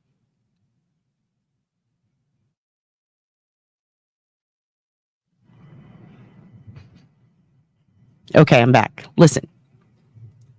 Pat, probably 32 he is there, I believe. So isn't that from before Jessica was I don't know. That's what I'm wondering. We need to find out, crew. This squad roll is pretty fucking deep, by the way. I think I said that earlier, but it does. Oh, you want another milk bone? I break him in half so that I can give him 2. And yeah, anyway, squad runs deep right now. What do we got? Who do we got on our side with this call? We got Duty Ron, Duty Ed, the Grizzlies. By the way, welcome all new people from Grizzly Chat. Fucking love Grizzles. Love her makeup. A big fan of South Africa. Really love that accent a lot. I think they rule. I think I said it before. Dion toward in the chat. That used to be my shit. Who else do we roll deep with? We roll deep with Melanie, Jay from Guilty of Crime, Rock Chalk. We got an ex-Kansas City police officer and investigator who used to live next to BTK on our side. We have Jay, Guilty of Crime. I'm talking like a tech genius from San Fran who's into the same shit we are. We got a fucking lawyer from Long Island who sued the Catholic Church. A certified badass with Melanie. All right. We got old Grizzles. She is literally the records queen. She is like if a librarian, a teacher, and whoever, like a court clerk, were all smashed into one person with a cool accent and great lipstick. I mean, shit, that woman has the records. She kills it. We got Ed, who literally knows everything. If you have a question, ask Ed. He knows. And then we have Duty Ron, a grizzled old vet, a dude who has seen some shit. That man fucking survived 9/11. That guy goes through the reeds, dude. He goes through the reeds to show us shit. Yeah. We got, what's it, Catching Lisk? Look at he's a record king. You Aussies know about Melbourne guy. What's his name? Melbourne Marvel? Oh my God, with the Mr. Cruel stuff. We'll get there. I'm telling you, though, the squad runs fucking deep. The squad runs deep. We're going to find out how old this fucking belt is. Is that the HM right there? I don't want to spread a conspiracy theory. I'm just asking. See the little white thing right there? What is it? Is that your micro penis, sir? Oh, it only goes to 500%. Damn. I popped a Benadryl earlier, you guys. So hopefully I make sense later. But like, what is that? It could be, maybe it's something from inside of the jacket that's hangling. It's a hanger on and a dangler. Who, Rex? No, I'm just kidding, Pat. I know you're talking about Dodie Roan. Remember back when Melanie took on the church? Love her. Yes, dude. She took on those pedo priests, dude. She fucking rules. We got to stand tight for our squad, you know? Yeah, art has been used for science. It has. In fact, paint chips from art. Oh my God. Let me tell you something. There are 2 art crime cases that fascinate me. One of them is in one of my favorite books ever. It's called Electro Boy. It's by a guy named Andy Behrman, and he struggled with severe mania. And he was one of the first cases of bipolar disorder in New York City where they used ECT as a treatment multiple times. I think he had over 20-something ECT treatments. If you don't know what electroconvulsive therapy is, aka ECT, it's at the end of Requiem for a Dream when they put those things on the mom's head and it goes cacao and it zaps her brain. That's what that fucking is. And he had so much extreme mania and bipolar, which at the time was still like, I want to say late 70s, early 80s, but at the time they were sorting it out, let's just say, in the DSM. So that was a treatment he got. And he would have these bouts of mania where he'd become like a con man. And he didn't steal. He had this artist that he met named Kastabi who would replicate prints of his own work using artists and try to make like an Andy Warhol studio. And he would basically create sweatshops out of young artists from NYU and shit. And these are students who flew from France to come to America for school. And he would put them to work painting his own prints, and then he would go sign them. And then eventually he taught them how to forge. And so he could pump the artwork out faster and make more money. And Andy, the guy who wrote the book Electro Boy, was his guy. He was his guy who went and pimped his work to all of the different galleries and tried to get his work put in there. And Andy saw what he was doing and he was like, yo, fuck this guy. And Andy, while he was having a manic episode, he did a bunch of crack and started doing a bunch of drugs. And he just would take so much like Depakote and shit and wake up in Japan on a plane holding like an art print. He's like, what the hell just happened? You know? Anyway, he ends up taking all these Kastabi prints and then he takes them to Japan to sell them. He meets this artist at some point who is working in Kastabi's shop, and he's like, why don't you paint some of those for me? I'll pay you more. I'll pay you double or whatever Kastabi paid you. And so he ended up like sharking all the artists and then getting them to paint the Kastabi works, and then he would go and sell them and make all the money.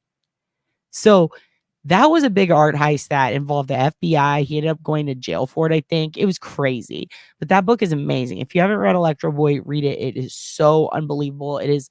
And that guy's on Twitter. And like I've talked to him on Twitter, the author. And he's like super into politics now out of nowhere. But dude's crazy. Lived a wild life. So there was a forensic forensic artist a person who like reconstructs art that's like, I don't know how to explain it. They make fabrications of art to prove that that's what was done. And so in studying that, it led me to my second favorite art heist thing, which is on NPR. And if you just type in art heist, it's one of the first things that pops up. And it's all about like how there's this entire, and when I worked in rare books, this was a big thing too. People will go like try to create relics or extremely rare books and art and sell them as if they were original. Ooh, shit, his crotch has been on here the whole time, you guys. Oh, damn. My bad, y'all. Anyway, there's these artists that they would recreate old works and say that these are the OGs to try to get money for it. And then there were, times Sotheby's would get duped and like all of these auction houses because they would sell like there's stuff where it's like, oh, here's a Banksy, auction it for me. And they have to find out, is this real? Because something like, I can't remember the statistic. I don't want to tout it, but a bulk of the art on the market right now is fake. And that's what it's all about. A forensic art technician who like goes in there and finds out, is this real? Is this canvas really as old as it's supposed to be? Or was it made to look that old? Stuff like that. And yeah, is this an original Mona Lisa or whatever? Leonardo da Vinci's art was used by doctors for reference. Bodies from the morgue would be brought into his studio for dissection and reproduction and for medical reference. Ooh, damn. They told us something about that in our fingerprint classes back in my crime school days. No, this was like last semester. We were learning specifically about fingerprint forensics, and they're talking about how the French, back in the day when they were trying to basically figure out like crime scenes and fingerprint analysis and everything that had to do with human body and skin, how they would use old art. But I didn't realize Da Vinci. It's fucking crazy. It's cool. Vanilla Skies. We got a lot of replicate. Yes, I said replicant. I'm on a flipped schedule, so this is very weird. Yeah, keep staring at that crotch. Grizzly is great. 17 in the chat. I don't know what that means. JC 17 subs. Oh wow. Okay, where's JC? There you are. And you from Brazil? Whoa, so you're an OG? You're an OGG? OG Grizz? Hell yeah. Welcome, welcome, welcome. You're an OG cult member now, bud. By the way, if you guys don't know, you're in a cult. I'm your dad. The only rules of the cult is be nosy and don't go real life. You know what I mean? Don't be what's the word? I was trying to figure it out the other day. You know what? There's no rules in this fucking cult. Just be nosy. Don't be mean to each other. We're gonna get robes one day. They'll have pockets. We're figuring it out. I'm in a criminology program right now. I spent 20 years about doing journalism, and I've been a stand-up comic for 15 years, and I've worked a shitload of side jobs. I even did some make-readies and crime scene cleanup for a while. But basically, I dedicated a lot of my hobby time to cold cases, and I had a roommate go missing around the same time that I got attacked, and I got like metal in my face right here behind my eye, and I got stabbed, and it was fine. I survived. But when you become a crime victim, you meet a lot of people who are also, especially if you do the therapy and the shit that they recommend, and I did, and I just spent a lot of time talking to them and kind of seeing different sides of the spectrum as far as like what police can and can't do. I got very interested in it, and that led me to doing cold case advocacy work with OSINT, which is something that I was always like, I was on Web Sleuth since it started in like 98. I want to say I still have my old files and shit that I would save. Like I was in high school when that shit started, and it was like not a lot of people. And I was in the chat rooms with the don't fuck with cats people. And I was just like an internet nerd. Like I just would go on and, try to help with finding this motherfucker who fucked with cats and doing stuff like that. And I was in school and I got easily distracted away from that, but I would always come back to try to look at a couple of specific cold cases. And when I got attacked, I'd been working on this one cold case for 7 years, just trying to find evidence of something that happened to a friend of a friend's sister, and then trying to find my information on my old roommate, which is very tough because he went missing in Mexico. His name's Carl Weekend. But yeah, it kind of led me down this realm where I had these investigators who were working on my case that were really cool, and they would answer all my questions for me. And once we got to talking, they were like, yo, you should get into this because you already have all these files and do all this shit. I was taking that opportunity of having nearly died to try to get them to look into this cold case that they were already looking into. So I got to swap some notes with them. And then I met the sister of the victim. And me and her started going over old records. And we found a bunch of stuff that first of all, the police had the wrong phone records, which they didn't realize for 10 years. And then they read them wrong. So I was always interested in like digital forensics. When the pandemic happened, I spent almost all my time focusing on comedy and music. Because I also am a musician, but that's not for here. And it's all parody rap. So you guys would probably fucking hate it, or you'd like it, and that would be even more bothersome. But that would be more trouble for me. But the point is, I also started going to school because I was like already doing private investigation. Not private investigation work. Like I was doing stuff that private investigators pay people to do for them. A lot of cybersecurity and OPSEC because I'm always been a computer nerd. Started doing cybersecurity for comedy festivals and for different things that had to do with my other shit I was into. And that kind of led me into combining that with the people that I met through getting my ass beat. I like trying to help them with their cases and stuff and FOIAing and teaching them how to do it because the cops here and in some places have really bad let's just say San Antonio, Austin, Houston. It's a very James Burke situation in all those cities. And the people I met were from those cities. And when you don't have a good rapport with the police, that's bad. And I luckily had a good rapport with my investigators. So I would try to use them to funnel that information over to the necessary people. And the chief of police at the time here, Art Acevedo, fucking loved me. And he would come to do comedy. He would come like support comedy shows, love comedians. So I was like, maybe I can get him to look at this shit.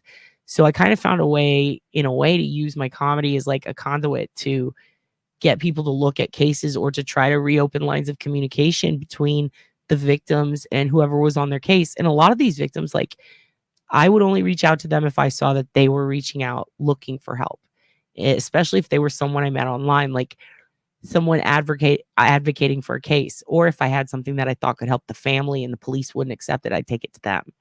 And so often you hear, I don't even know who's working on the case anymore. Like they don't even tell them the name. And it's fucking wild to me. So it's like, well, let's call them. Let's find out. And they're like, I'm so tired. I'm so burnt out, you know? And it's like, well, fucking let me do it. And then once you do that, it's really amazing the rapport that can be built. And it sets in motion just getting to know them, because it's usually someone new. If it's a cold case over 10 years, it's usually a new investigator. A lot of these families, they get so sick of being let down, ignored, treated like fucking shit, completely disregarded by whoever's working on their loved one's case. And if you don't have that kind of trust, you feel hopeless. And I met so many people who felt hopeless and didn't even know who the fuck was working on their family member's case, not for lack of trying to find out. I met one woman whose mom's been missing over a decade, and when she called to inquire about her mom's case, they were like, who? We can't find that in the system. Are you sure? Okay, call back later, hon. What? Of course they're going to be fucking despondent and feel hopeless and not want to keep going if they keep getting shit like that. So when I heard that, I got real fucking pissed. And I was like, let me call him, because I got the time. And the thing is, unlike them, I hadn't been struggling hearing that for 20 years. You feel me? A lot of these people hear the same shit for so long. I hadn't been hearing it for 10 years. I hadn't been hearing it for 6 years. You know what I mean? Like, I hadn't been disappointed over and over again with that. In comedy, yes, but in that, no. So they need people who are willing to kind of not really pick up the torch, but pick up the mic and like walk in there and be like, who is the fucking investigator? And to like because they're burnt out, they're tired, deservedly so. They shouldn't want to, not deserve to be tired, but like they have a right to be tired. It's exhausting what they go through. The disappointment alone, it's like, how does someone endure that? So they need people who are willing to like talk and advocate for them. And I found the best thing to do is to call the investigators, insist, I want to know who's working on this case. Can we get you in touch with this person? Oh, who am I? Just a nosy bitch from the internet. Can we get you in touch with the victim's sister? Because she's having a real fucking hard time right now and you guys aren't helping. A couple of times I've said, I'll make a podcast about it, and then boom, they call back. But I'm telling you, like, that's the thing that surprised me the most. I always thought it was forensics. I always thought it was a lack of evidence. I always thought the reason these cases weren't being pushed forward is because of shitty police work. Oftentimes, it's that the police are overwhelmed.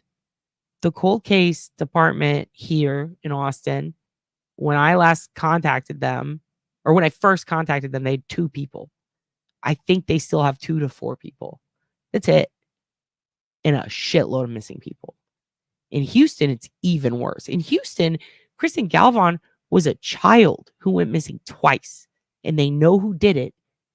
And the police won't even call back the mom. And the dude got like, what, a year in prison the first time? Like, it's terrible. So it's not just that, like, they feel fucking hopeless, because even if they do get a conviction, or even if they know who did it, they can't get answers. So that's when Snoopy assholes like us come in, SnoopyDupas. And we say, hey, this fucked up that you're treating this mom this way. Simultaneously, sometimes the parents or the sisters or the cousins or the best friends, sometimes they just need someone to listen to them. And then to be able to communicate that for them, because they're so fucking pissed that they can't do it. They're like, I can't fucking do this again. And then you tell the police, and more often than not, they go, oh my God, I'm so sorry. Yes, let me reach out to them. In the amount of times I've had people call me back and go, oh my God, they did reach out to me. Here's what I heard. Here's what I now I'm friends with the guy. He's going to keep me up to date. We have a meeting next week. It takes a phone call sometimes. And a lot of people are, well, why don't they do it? Well, I'm telling you, because if you keep hearing the same, who was it? Was it Is it the Socratic method? Is that what it's called? You keep asking the same question, expecting a different response. Definition of crazy. They're going crazy because they're hearing the same shit. You know, Cindy, if he did ask me for help, I'd tell him chill the fuck out, dude. All the info you have so far from that press conference is wrong. Don't do that again. Apologize. That's what I'd say, and I don't think that he would. And here's why. I'm going to show you why. Because I'm a fucking nobody when it comes to this case. Even if I was a somebody, I'd be nobody because I'm not directly related to it in any way. And the person who is related to it, the person that could probably get him to shut the fuck up and stop making an ass out of himself, is the only remaining Gilbert family member that we know about, right? Have you seen what she said about the press conference, you guys? Yeah. And Art Acevedo went to Houston and then fucked up a lot. Yeah, even the victims' advocates can be useless or don't care. Absolutely.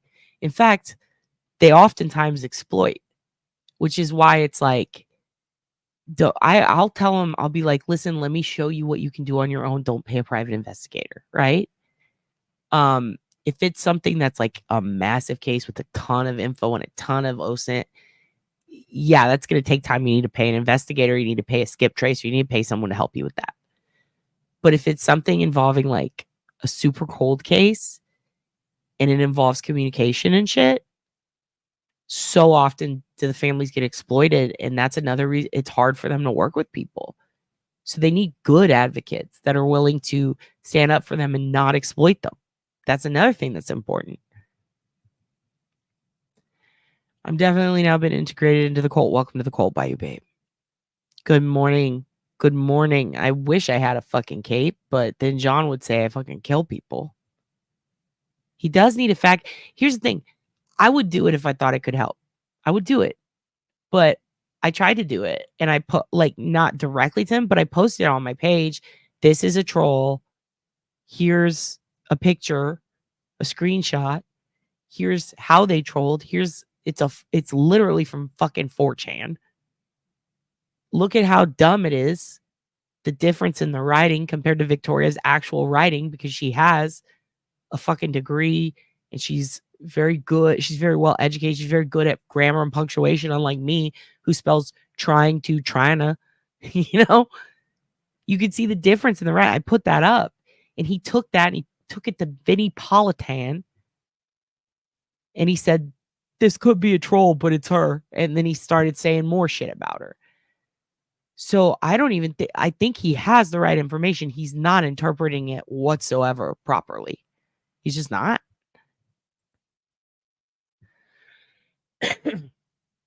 Yeah, it feels really fucking good to like see someone getting a communication started after feeling not heard for so long. Who do you think he was going for next?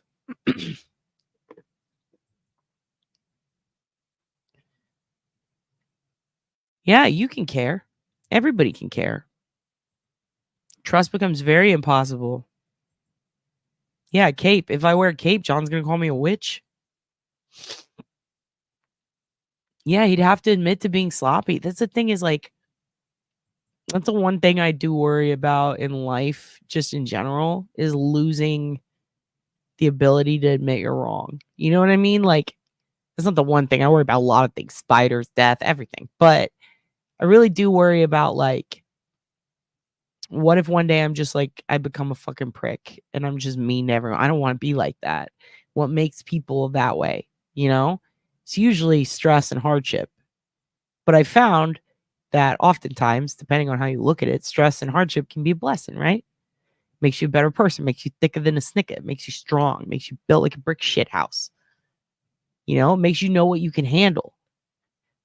But some people, they like break under that. And I'm like, God, I hope I never get to the point where I fucking break and then just become a rampant dickhead and start like, you know, accusing people of murder when they didn't do it. Yeah, I hope that I can keep admitting I'm wrong when I'm wrong and don't become like in denial over shit. I've had to watch myself on some cases. I'm like, I know this person did it in my head. But then, later on, you worry. And you're like, damn, maybe I fucked up. The ability to be able to go, hey, I fucked up, my bad. That's important. Yeah, it is. And it's kind of weird. I said I'm sorry all the time growing up. I fucked up so much in life. I'm just used to it by now, maybe. I don't know. Yeah, I've seen the headlines, KT. They're fucking gross. It's emotional immaturity. It's true. Yeah. So here's what we're going to do. Divorce Court TV. Oh, shit. Oh, you've divorced. I was like, they have a show now called Divorce Court TV. Here's what I'm going to show you. Someone kept me on task. I didn't see who it was, but thank you. Here's what I'm going to show you. This is what Shannon's sister said. Take a look at this. I do not agree with anything John Ray is doing. This is disrespectful, and I had no prior knowledge to this press conference, in quotes, or the, quote, evidence, unquote, that he was presenting today in response to Catch Lisk, a.k.a. Raul, right? That's his name? Yeah. Just in case you're just logging in, Sherry, that is Shannon's sister. The other sister, I believe, is in prison. The mom has passed away.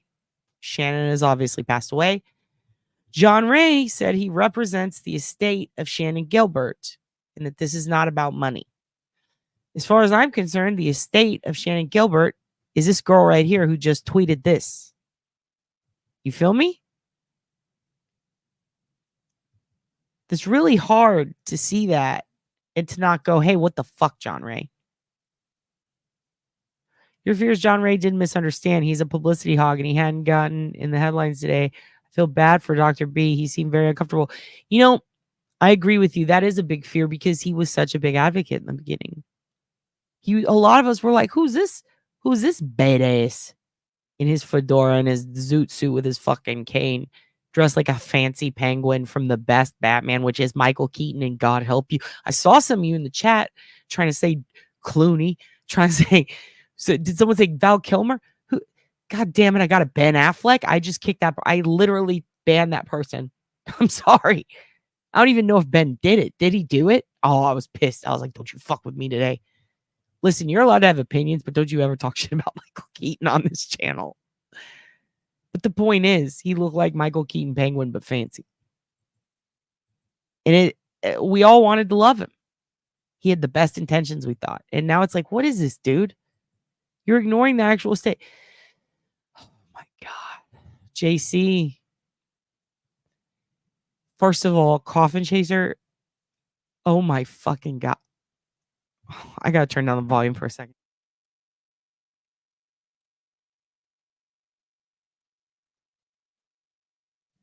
Listen, I didn't want you guys to hear me snort.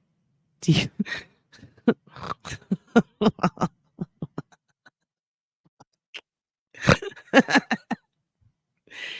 Oh my God, dude.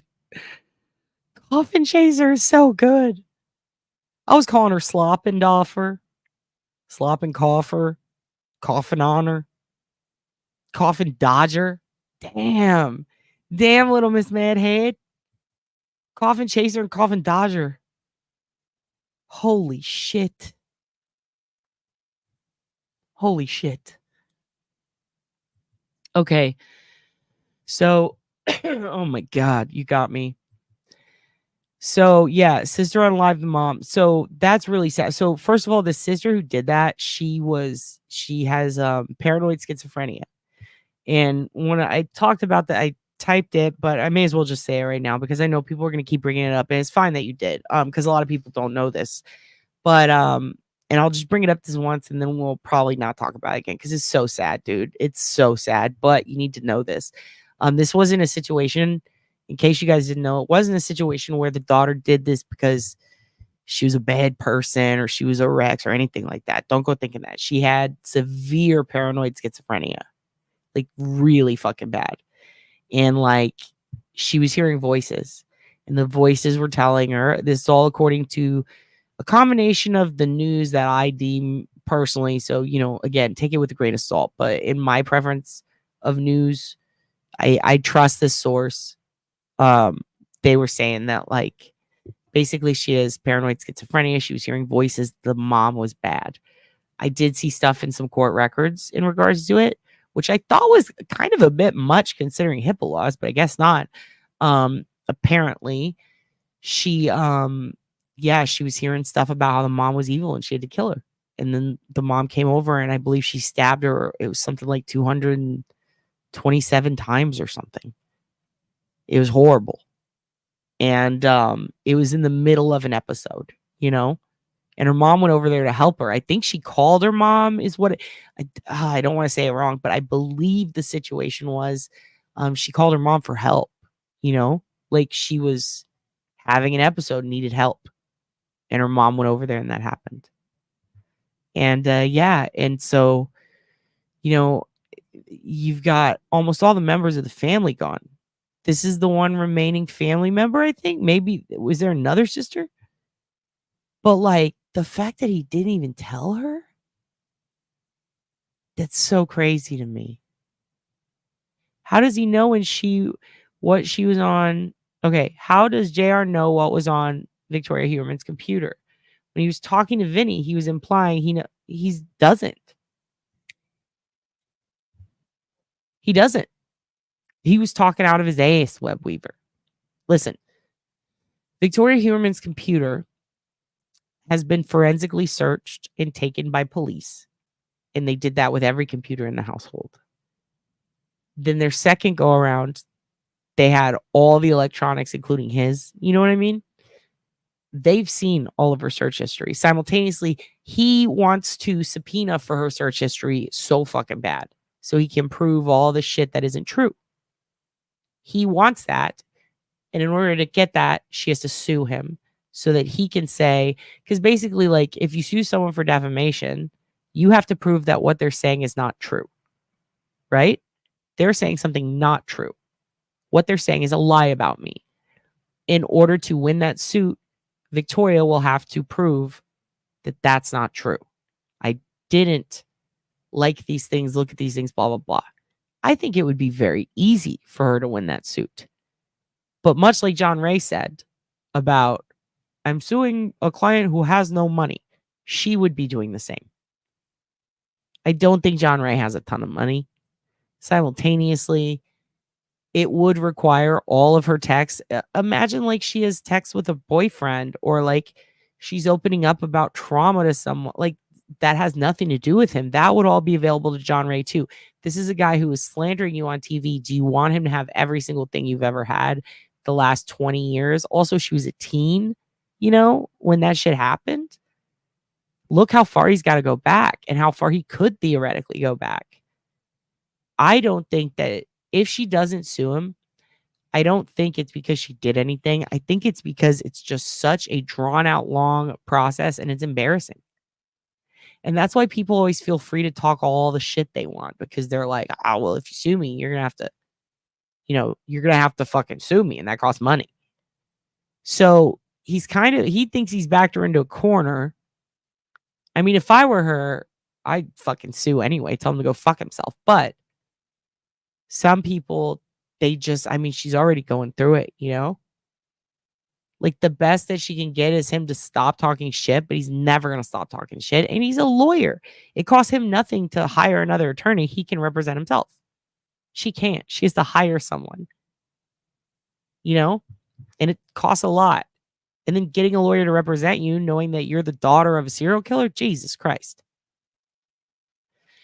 Yeah, he didn't do anybody any favors, including himself with that debacle. Yep.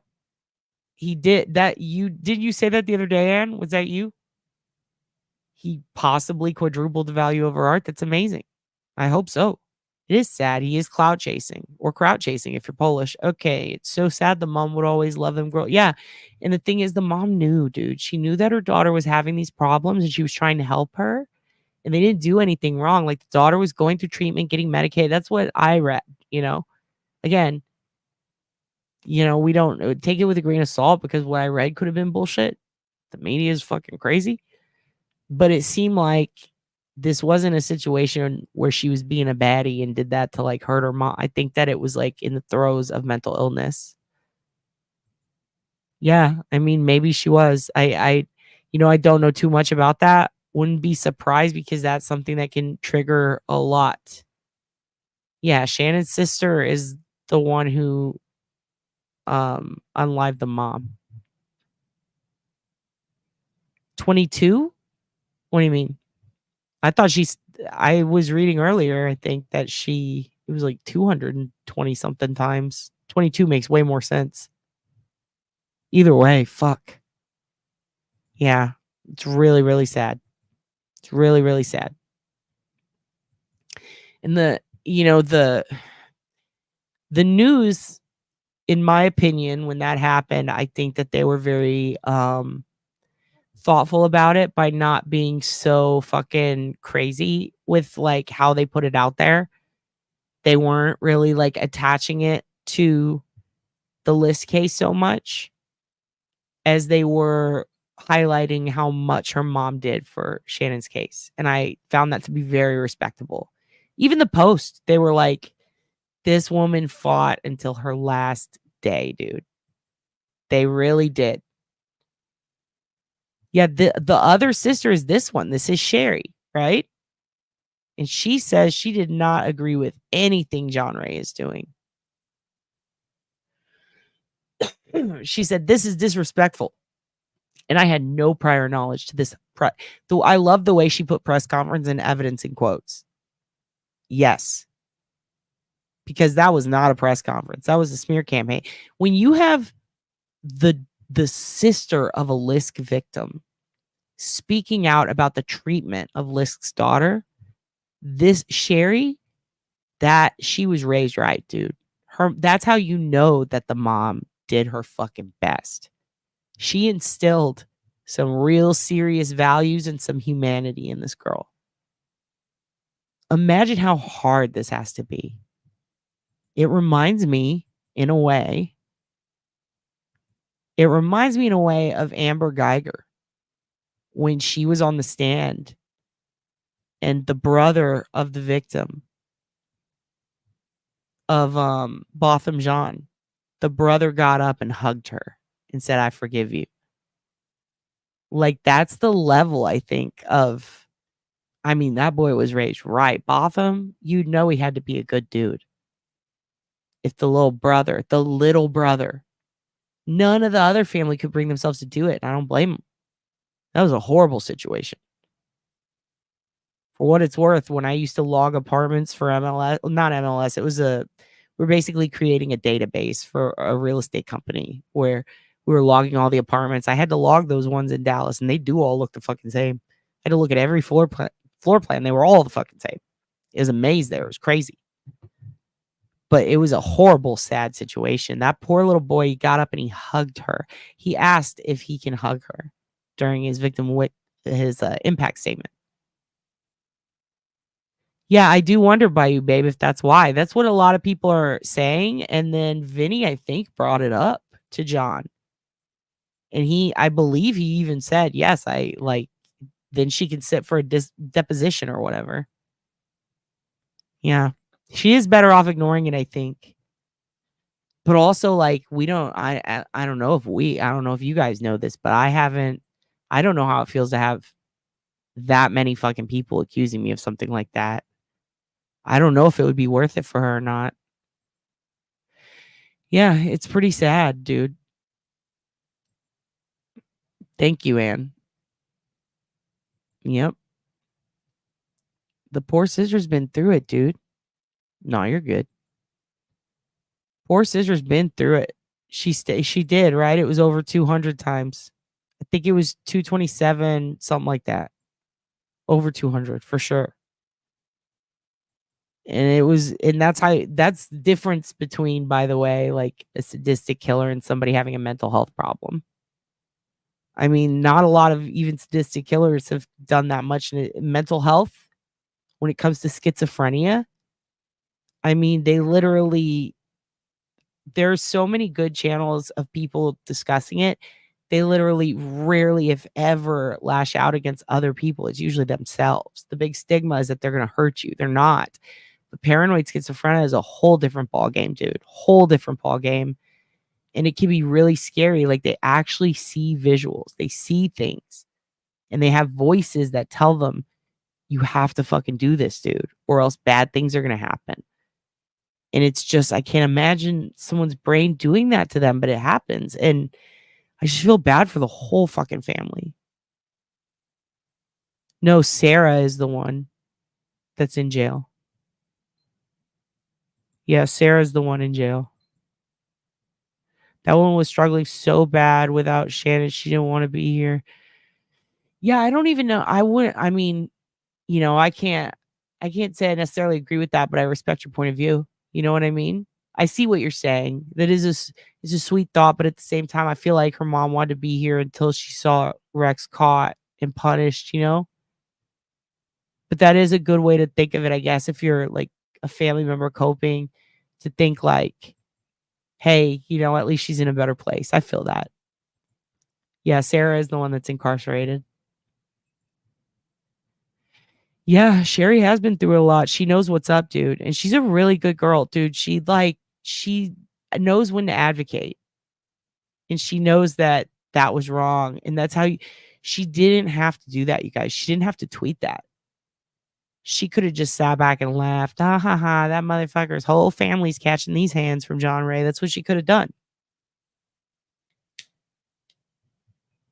What would you have done? You know what I mean? Because a lot of us say, I would have done this, I would have done that. And we're probably talking out of our asses, but like, really think about it. Like, if it was your parent or sister, would you have been able to do something like this, to tweet out like, yo, that was fucked up? Don't attack the killer of my sister's daughter. You feel me? Like, could you do that? Like, that would be very hard. But she's such a good fucking person. And she sees through the bullshit. And she's smart. And she knew this is fucked up. I trust her, dude. I'd let her lead the cult. Everybody, hey, Defer, what's up? Defer, like I defer. What do you guys think? Do you guys want to come on and talk? You want to come on and introduce yourselves and hello, say hello. You'd lose your mind with grief. I've been there. Yeah, it's really hard to be that fucking humble. I think it is. Yeah, you know what? You know what I'd like? I would like if someone would send Vinny to share. I don't know if she would talk on it, but I'd love to see her talk on her sister. I'd like to see a counter-presser. I'd like to see someone advocating for Shannon, who knows Shannon, who's close to Shannon, and can tell you what they want done about it or what they feel about it, you know? I think that she deserves fucking way more of a voice than I do. And it seems like John Ray hurt not only Vicky, but hurt her. I think it doesn't matter how many times I tell them this is bullshit, this is a troll, you're a dumbass. It's not going to matter. People are going to take sides. It's going to be more divisive, if anything. But I think that if she came on, if she went on there and shared her thoughts, if she wanted to, I think that could, maybe, I don't know, maybe she has more to say. Maybe that could help more with like getting John to calm down. I think that would be the best, frankly. Yeah, some people think Vinny's a lost cause. I think Vinny means well, but I think he's kind of a dipshit sometimes. And I don't even know if he'd let me on. I've called him a dipshit a few times and ripped on him pretty hard. As long as he lets me put on a wig and go, what did he do to her? 30 times, like he made me watch him say. He does look for both sides. It's true. I just don't know that I could represent that other side well. You know what I mean? Like, I just can see it now. They're going to be like, this is a comedian and a YouTuber. She's going to talk shit to this guy who's been advocating for this family for over a decade. And then I'm going to be like, excuse me, my dog just farted, Vinny. It's going to be terrible. They're going to be like, what the fuck is wrong with your eyebrows? I'm going to be like, Vinny, chill. Chill, Vinny. Also, like, I've been on morning radio for comedy here, and they got to, like, have a guy on standby for every time I curse. I can't imagine. Oh, shit. Ooh, we got to go. What time is it? Mel, I slept yet. Oh my God. Attorney Melanie in the chat. Look, Melanie, I figured out how to get people up on the screen. Dude, I did not sleep. I woke up at like 8 p.m. yesterday so I could do this because I got Aussie fans and I saw so many of them. I was like, for me, that's more than 5, by the way. I was like, fuck, I got to like talk about Mr. Cruel. And then it came on and we've talked about everything but Mr. Cruel. You guys, Melanie, she birthed me. I am the egg that Melanie laid. Our cult got started because of Melanie. Did you know I have a cult now? Melanie. We're in a cult. We're in a cult. My dog is technically the leader. Listen, Melanie. I sleep, but it's when you guys are like awake and eating and living your lives. Who's not soft? Vinny's not soft. Vinny doesn't care that I made fun of him. Okay, good. Does he care that I said he looked like Papa Rogers? Please tell me he doesn't care. No, I think Vinny is easy on the eye. I like his name too. Dude, you guys have y'all been watching Melanie with the Karen Reed shit? Oh my God, dude. It strains her credulity. Melanie has all the coverage on the Karen Reed shit. Melanie birthed me. I am the egg that came out. Who pimped me? Melanie pimped me? Oh no, Melanie. Listen, Melanie can't be in the cult. Melanie's like the leader. She's one of the gods. She's like, in the Teletubbies, how there's the baby and the sun? She's our sun baby. We can't, listen, I couldn't call her my child. Like, Melanie's like, she's up there with, you know how my dog is our God? She's the one above that. She's like the Jesus, and my dog is like the Virgin Mary, or maybe the Joseph. Well, you know what? Let's not get biblical. That was a bad idea. I take it all back. Melanie's like, we stan her, dude. She's Eminem and I'm Stan, but I'm not trying to hurt my family. You feel me? Yeah. I'm doing the thing. Oh my God, you guys, do you see what Melanie just said? She just said the words. She said it. She said, we need a coven. What have we been saying all week in the cult, Melanie? Melanie, this week, it's coven week. We went from cult to coven. This is crazy that you said that. Now it is a coven. Now it's happening. And we're also starting a lipstick brand. We need to get, what if instead of like just Grizzly having a lipstick brand, what if it's a brand, but then all of us have our own color? Melanie, would you be Cupcake Pink? What color would you be? Imagine a true crime lipstick brand, and it's like a palette with little samples. And like Melanie gets one, and Grizzly gets one, and I get one, and Emily Baker gets one, and everybody gets one. Like everybody. Like who else? We can't give one to Duty, Ron, and Ed. They don't wear lipstick. Maybe we can get them like a forensic kit. I don't know. Wouldn't it be cool if there was like a lipstick that you could put on that would change colors if you drink something that's dropped into your drink? I know they have a nail. Oh, I guess that's a bad idea because then it has to touch your lips. Never mind. Yeah, Melanie, this is my midday. I actually just finished my work stuff so that I could come in and talk to the Coven Cult. We got distracted. We talked a lot about Staten Island Jane Doe. We talked about John Ray. We didn't bring up the scrunchie yet. Scrunchie Gate is still ongoing, but we're going to chill. We gave him his flowers earlier for, doing his thing in the beginning. He got a little reckless as fuck against the Goths the other day. It upset the Coven Cult. So then we pulled up Cher's tweet, Sherry's, about how she's not into what John Ray said. And fuck no, sir. And also, Melanie, that was not a furry butt plug. I don't know. And also, furry butt plug is in the zeitgeist now.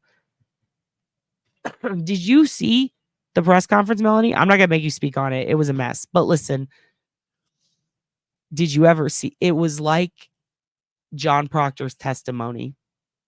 It was that level of shock. I was screaming, by the way, watching Melanie the other day. When I was watching all the testimony where Jackson was going after Proctor. Oh my God. That was crazy. Melanie would pick Red Velvet. Yes, we talked about dog and cat farts. My dog's farts are so bad, you guys. The scrunchies, they just... When I saw a scrunchie, I was like, oh shit. I almost started drinking. I can't because I'm allergic, but I almost started. I was like, just end it now. Like, what is happening? You're in the cult, Tracy. You don't have to do anything. Actually, you were indoctrinated in the second you clicked play. And the only way to get out is to vow your allegiance to my dog and tell him your soul and tell him he's cute. So he's asleep right now. I'm afraid you got to stay in the cult a little longer. And also, it's a cult coven. And by the way, the Aussies are going to love this. Mel might hate it. It's a cursey word, but listen.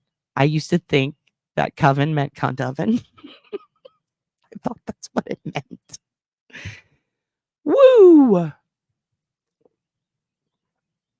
Lipstick that doesn't get on your teeth would rule.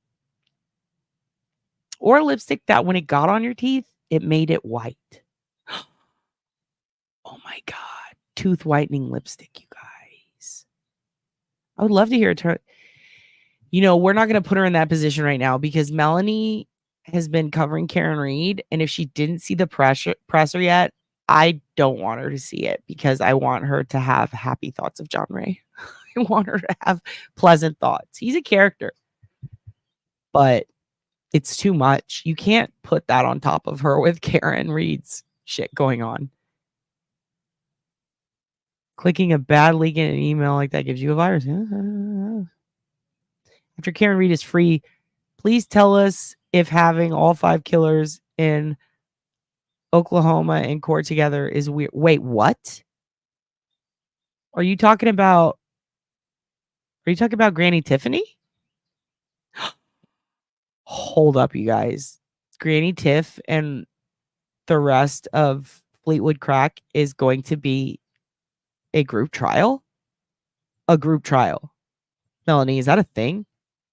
Is that Sacco and Vanzetti plus 3 bowls of spaghetti? What's going on here? What is that?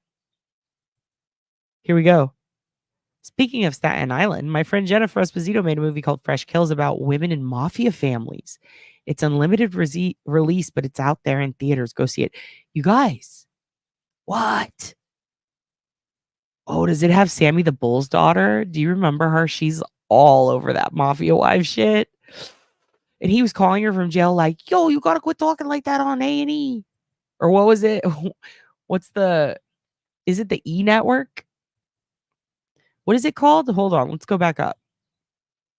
Fresh Kills. Fresh Kills. Excellent. I do want to go see it. Is it only in theaters? I want to go see it. If it's in New York theaters, I might have to go to New York. Yeah, that was a weird ass presser. All 5 were together yesterday. What? That's so weird. What is this? Young Thug? What are they doing? Can you do that? Oklahoma's fucked, you guys. Make that shirt. That'll be our first shirt. Oklahoma is fucked. And all the proceeds go to Rock getting a camper. I think she has one, but we want to pimp the camper. Yeah, Emmett, you're in the cult. There's nothing you can do. It's in the fine print. You should have read it. Attorney Melanie. It's out on limited release. Maybe I will look up where it is, and then I'm going to put the show times in theaters in my description after this. That'll be fun. Okay, we'll do that. Melanie, what do you think of a group trial?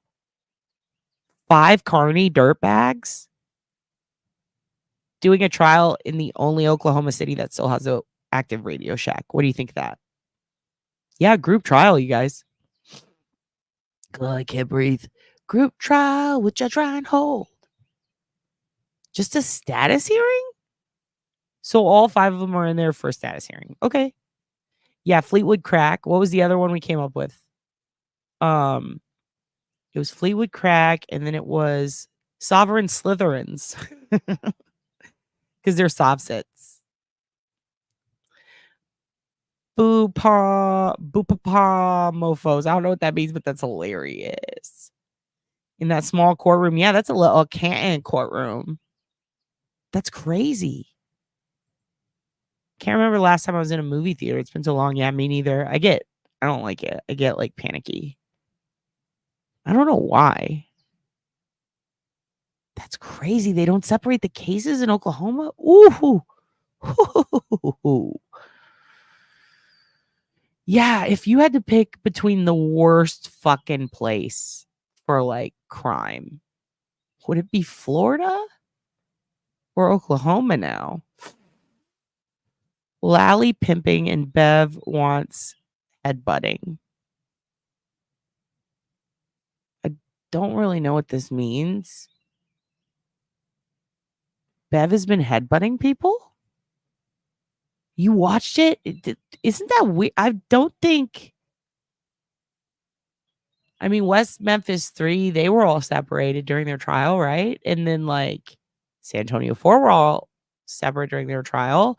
And then the 5 in Central Park 5, were they all separated? I think they were, right? Is that like that's weird. All you've been watching is Karen Reed. Good. Then you don't have to deal with the fallout from the press or any of the other sad shit in the news. Tell me what's going on with Karen Reed, because I'm still catching up. Melanie, I'm on your video from like a week ago. I'm still going. Like, I'm trying my best. I'm getting through it, but I have to keep stopping at the front. Like, I don't even know if it was, I guess it was a week ago. It's the guy who was the accident reconstructionist or whatever. The guy who was like talking about how the bumper didn't hit the plastic. And then I saw this bald guy. That's where I'm at right now. This bald guy who's like, I don't know what speed is. I don't know what rate is. I don't know what the ratio. I don't know my job. I don't know the word for that. 2 items in motion. I don't know what motion is. Like, this guy didn't know shit. He said he got an associate's, which fine, get an associate's, but at least know what the fuck you're studying. Like, the guy didn't even know what the broader field of study was. That dude. Whew. I saw that there were some text messages out. I haven't read that yet.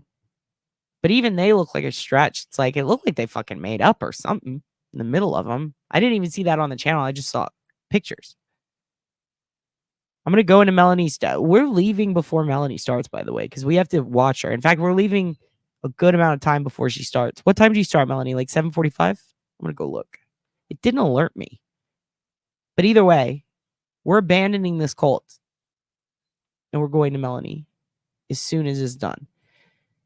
Yeah, they were all in court yesterday in the same courtroom. I can't believe that. Is that on purpose so that if a family member goes rogue and tries some shit, they could just get them all? 5 birds with 1 bullet? Is that what you're... Oklahoma is not the place to put all 5 of them together unless you want some shit to go down. Like, are they filming it for a doc? Like, why are they doing that? It seems stupid and dangerous. Oh my God, Norman, Oklahoma is the worst. Oh no. Norman and Edmond, fuck. The only reason I would ever go to Oklahoma is for cigarettes because they were cheap. Yeah, I don't know. You're in Oklahoma and you're not fucked. No, you're not fucked. The state is fucked. What's going on there is fucked. You know? The people, I bet you guys, I mean, do you like it there? Like, do you think the court system's good? Because here's the thing, I'm in Texas, and this place is fucked, but I'm not fucked. But this place is fucked. Are you not fucked, but Oklahoma's fucked, or do you think Oklahoma's not fucked? Because 5 people in 1 courtroom seems pretty fucking fucked to me. I don't know.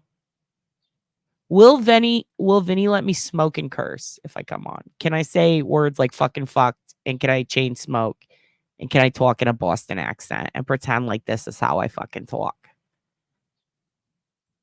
Blue Bloods. Oh shit. They were filming Blue Bloods when I was at New York Comedy Festival 3 years ago. And we walked by. First of all, I tried to run in Trump Tower to ask a security guard if he was Russian. They kicked me out. And then I saw them filming Blue Bloods. And I got in a shot and they yelled at me. Sovereign Slytherins, yes. Yeah, we're gonna put the movie times and shit up for that because that looks sick. Oh shit, little Irish girl. You're a little Irish girl in Milwaukee. I don't know if that's a thing. Potatoes. I just want to say that. I'm sorry. I apologize. If you really are Irish, I apologize for what's about to happen. I'm going to do it again. Potatoes. Okay, there. We're done. There was a potato famine. Dahmer, Daryl Brooks, Eye Drop Killer, Slenderman, all of it. That poor little girl. And Morgan Geyser, did she get out? I don't think she did. But she shaved her head, like half of it. And I was like, oh shit, she's in the scene, girl shit. Jail must be rough. I think I found you through Grizzly. I'm binging you now. You're both the bomb. Listen, Deern from Australia. Thank you. Binge away, bitch. I love you. Also, if you don't know Melanie, Attorney Melanie Little, who's in the chat earlier, you better know her. You should go like her channel and you should go watch her Karen Reed coverage. It's awesome. And also, her chat's really nice. Everybody's very well behaved there. Almost like my babies in the cult. You guys are well behaved. You're so good. You make your dad so proud. I'm their dad now, Melanie. I'm a dad. Granny Tiff looks rough, and Tad scoped out the parking lot hardcore when they walked him in and out. Yeah, dude. He's looking for snipes. He's looking for motherfuckers pulling up, dude. I mean, the beef that town must have with them. It's some Drake Kendrick shit. By the way, who saw Kendrick? He sang that song so many times. Not Like Us. He went and did a live concert and he played Not Like Us, I think 6 times in a row. We watched it all. It was incredible. But he brought the Crips and the Bloods together at the end. The families of all the dead rappers from the Crips and the Bloods brought them all together to take a picture together. He is solving gang violence through music. He's bringing together factions. This is like North Korea and America being like, we cool. Like, what? What? I mean, that is some, I don't know how controversial this will be, but it kind of is true. Like, Crips and Bloods, that was some Israel-Palestine shit for a while. Like, it's very complicated. No one ever thought that would get solved. No one ever thought that any of them would come together. And yet there they are taking a picture. What is it, at the Kia Forum? Holy shit. And that's after he called Canada's rap dad, Drake, Not Like Us. It's a beef, y'all. It is a bad beef. I'll explain it one day, but it's a lot. It's a lot. Because Drake is beloved, dude. He was Jimmy No Legs on fucking Degrassi. People love him. People fucking love Drake. But Drake does some bad things. Allegedly, supposedly, you can't sue me because it's for entertainment purposes only. And Kendrick, he's had enough. And he told him, you're Not Like Us 6 times. And then the crowd did A minor for like over a minute. It was crazy. What a beef. What a beef, y'all. Who? Trooper Paul? I don't know. No cameras in court. They don't want to catch that beef on cam, dude. Something's going to happen. That's crazy. You can't put them on. Are there cameras? We're going to have to look it up. Or we have to ask Rock. I think Rock's probably passed out right now. She's a boss. Stunning. Classy. I really think she taking the stand. She's been silent too long. It's her time. Truth bomb. She boss. Who are you talking about? You talking about Sherry? You talking about Karen? You talking about Melanie? Melanie, you gonna take a stand? I know you ain't talking about Granny Tiff. I think you're talking about Karen, right? I mean, look, I hope she takes a stand if it's in her best interest. If it's not, I hope she doesn't. Melanie will tell us if it is today, I'm sure. I'm curious what Melanie thinks. I haven't gone there yet, but I'm just gonna skip ahead and watch today. Because we up, y'all. All right, we got to prep, we got to stretch, we got to get the bathroom in. Let's go ahead and end here in like, what time is she starting? Oh, oh my God, I missed so much shit. Daddy OB, I'm a dad now. These are my boys and my girls, my little babies. And my fluids and my everything else. Here we go. We should play the Deliverance thing. They should play the Deliverance theme song as they perp walk them in. They should, dude. Squeal like a piggy. I hope people scream that at them when they walk through the jail. Bald or Brian, as Brady says. Trooper Paul. Trooper Paul. Yeah, they are all bald. Holy shit. Trooper Proctor's bald. Jesus. You have a cousin who's a cop in Oklahoma, Gen X Granny? Oh, shit. What does he think of all this? They do have a booming pot industry, though, he says. I don't know. I feel like it's too dry there. I guess it does make sense, though. There's a lot of land.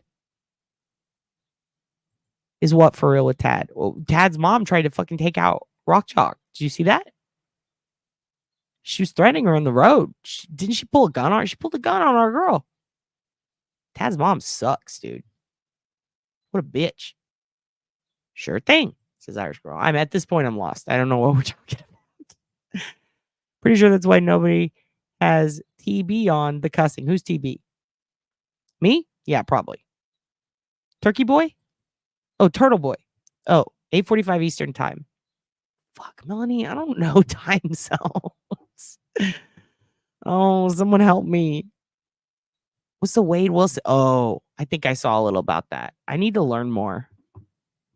Crush on Donnie Wahlberg. I had a crush on all the New Kids on the Block, including Donnie's brother. Hey, let me ask you guys this. Speaking of Boston, do you remember that egregious shit that happened with, okay, so this is a tough one. Okay, let me get it out. Nick Carter from Backstreet Boys. Remember his brother, Aaron Carter, the one who passed away in the bathtub? So a long time ago, he tweeted or he Instagrammed some shit. And I was like, is this real? And it was. He was in Boston and he was leaving a bar or somewhere. I think it was a bar. And these dudes come around the corner. And the way he described them was that they were like, I think he said they were gang members or something. But these dudes come around the corner and they go, hey, are you Aaron Carter, brother of Nick Carter from the Backstreet Boys? And he's like, yeah. And then they're like, they start beating his ass. And they beat the shit out of him. And they said, this is New Kids on the Block territory. Like, I'm not joking. I know I'm a comedian. You guys think I'm fucking with you. That happened. And people were like, are you fucking with us, Aaron? And people were saying, it's not real. I think it's real. I need to go back, but I'm pretty sure that was real. Because he had like a black eye and shit. He posted on Twitter with the story or on Instagram. And I was like, what the fuck? And if that's so, like, it's sad because Aaron's dead now. But at the time, I was like, this was for New Kids on the Block, baby. Like, I remember being like, damn. NKOTB territory. Shit, dude. The Block is real there. Pull a bitch, bang bang. I love that. Yeah, Attorney Mel's in the chat, y'all. FBI are in a shutdown crisis. They're all farked. Hey, Irish, did you hear about the Gallo glasses? Or I don't know what you're talking about, but I love it for you. Found you through Grizzly. Thank you, Tracy Pope. You should go watch Mel too. And you should go watch Jay Guilty of Crime. You should go watch Dodie Ron and Dodie Ed. Ed's got some fucking drapes like you've never seen. Drapes to the moon. Curious George, hello. I remember you. Are you the same Curious George from Melanie O'Rourke's chat? Because I seem to remember your name. Yeah, banjo music. I got a buddy who plays banjo really good. I ought to bring him on here. I took your advice about an hour ago and subscribe. Good. Subscribe to Melanie. She's the one who sued the Catholic Church when they were diddling kids. For diddling kids. She took on the Vatican, dude. She took on the Pope. She took on the biggest cult in the land. The biggest cult in the land. If you're Irish. Are you Irish or Protestant? The power of art, says Pat. Who killed Beth? What up, thugs? I love you. What's up? Send me updates. Oh, shit. I think, do you have new episode? You guys, who killed Beth Ellen? Vincent? That's the podcast I told you to listen to a couple episodes ago. They got some new deets. They spoke with and interviewed the original detectives the other day. They're in their late 70s, early 80s. But are they still daddies? Just kidding. Seriously, though, very good. Very good news. I need to listen to more. You guys go add this podcast and definitely text me, babe. If it's you, text me. I remember you have my phone number, right? Yes, text me. Text me. One rapper in a shopping area at Mac. I don't know what you said there. Are you doing Google Voice? in a shop in Karen, a mannequin. Okay. We'll figure it out later. Daddy OB. Oh my God. I got to skip way down, y'all. Are you a mod in Vinny's chat? It's wild over their blessings. I think so. Gen X Granny, you're on Melanie's, right? You got to go to Melanie's, dude. Everybody go ahead, Mel. She's your cult mom. He's been shot before? Who? Oh, fuck. I had to skip around, you guys. Yeah, she could drop cursy acronyms in here. It's fine. Fine with it. This is Melanie's chance to, like, let loose, you know? This is her Mexico. Dude, I'm sorry. Fuck, dude. We need to... I'm telling you, the squad rolls deep, dude. It rolls deep. Melanie, you weren't here earlier. I was talking about how deep and sick our squad is. And how, like, we got the lady who sued the fucking diddlers, the Catholic diddlers. And then we got, like, retired forensics dudes. We got fucking 9/11 first responders. We got, like, fucking Jay over there in San Fran doing all her techie stuff, asking questions, vaping. We got everybody. Grizzle's over there, fucking being South African and looking at all the fucking data. Like everybody's bringing something to the table. The squad runs deep. We have allies in this cult. One day we're going to drink our Kool-Aid. And like I told you, it's going to be called Snarkleberry Finn. Because we got the snark. All the trolls come out to the yard for Vinny. Poor Vinny. Fuck, dude. Yeah, I don't. They come for the Vin. But they stay for the Din. I don't know what that means. I just wanted to do a rhyme. Oh my God, what the fuck? That would have definitely made Granny crazy jealous. No wonder she stormed out of court like a jack. Oh, wait, what happened? We talking about in the 5? The Oklahoma people? Fucking sov sits. I can't believe they hired lawyers. They're not real sovereign citizens. They're posers. But he's very free speech minded. So he tells us pushback is okay. He'll take them on. It makes for some wild shows. Ooh, I kind of like that. Ooh, go Vin. If Vinny will fight with me, could you imagine Rock Chalk on Vinny? Can we make that happen? I want to see her on Vinny. I want to see her arguing with Vinny about the OK5. Ed's Moroccan drapes. Did I tell you guys? I think I tracked down the pattern and where you can get those drapes, and whoo, they're expensive. Damn. Melanie, we had to... Now we're just gossiping. We're just eavesdropping as an entire cult. Your dad is eavesdropping on you while you kids try to have a conversation about something that dad's not supposed to know about, but now dad knows about what goes down in Vinny's chats. They had to reel it in because they were disabling his comment. Can they do that? YouTube, don't disable my comments. I'm about to say a bad word. Oh, man. I love you. I love you who killed Beth. We'll find out. We'll find out who the fuck killed Beth. And then we'll fucking go blah, blah. No, I'm just kidding. I don't think I can threaten people on here. I do, but I don't think I can. Ms. Olivia, you talk like a Gen Xer, but look so much younger. Miss Olivia, who's that? Let's go up. Oh, Oblivious. Yes, I'm very immature, but also I am 39. I have to Yeah, I'm 39. So I forget my birthday. I stopped celebrating it a few years ago because I was like, I slept in one year and then I lost track of time. Okay.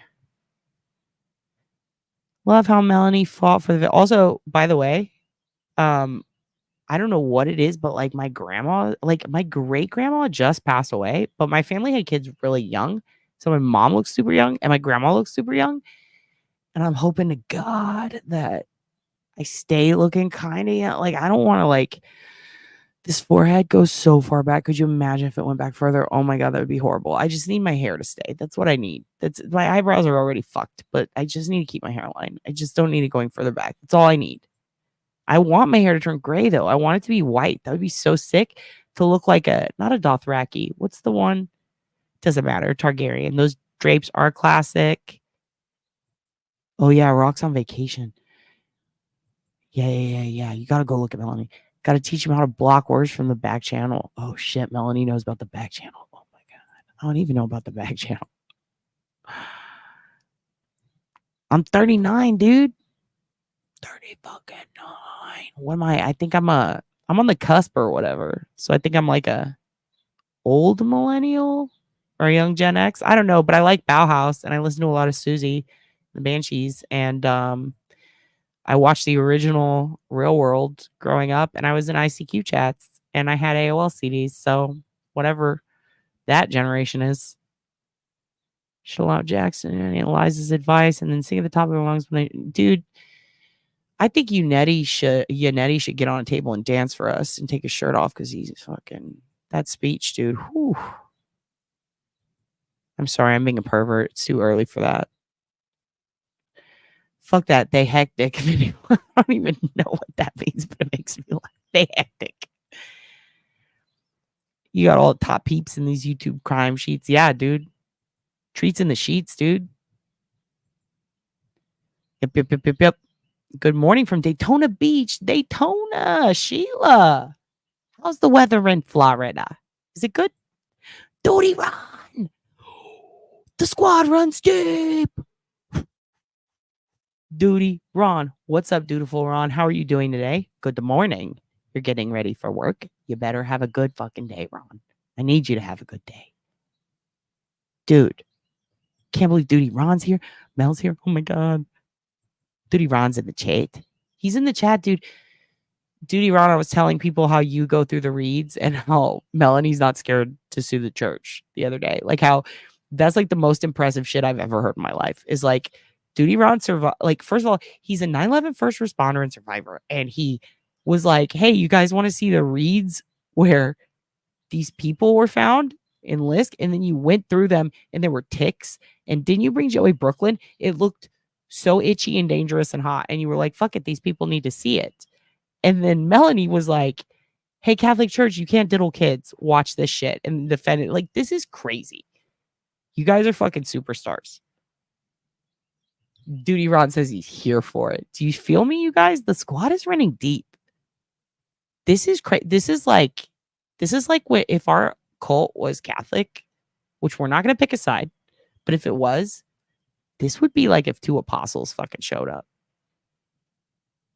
Or maybe, can't remember if tax collectors, it doesn't matter. I'm trying to remember who the highest people were. It doesn't matter. We need to keep this not religious. What am I doing? The point is, thank you, Duty Ron. Thank you, Mel.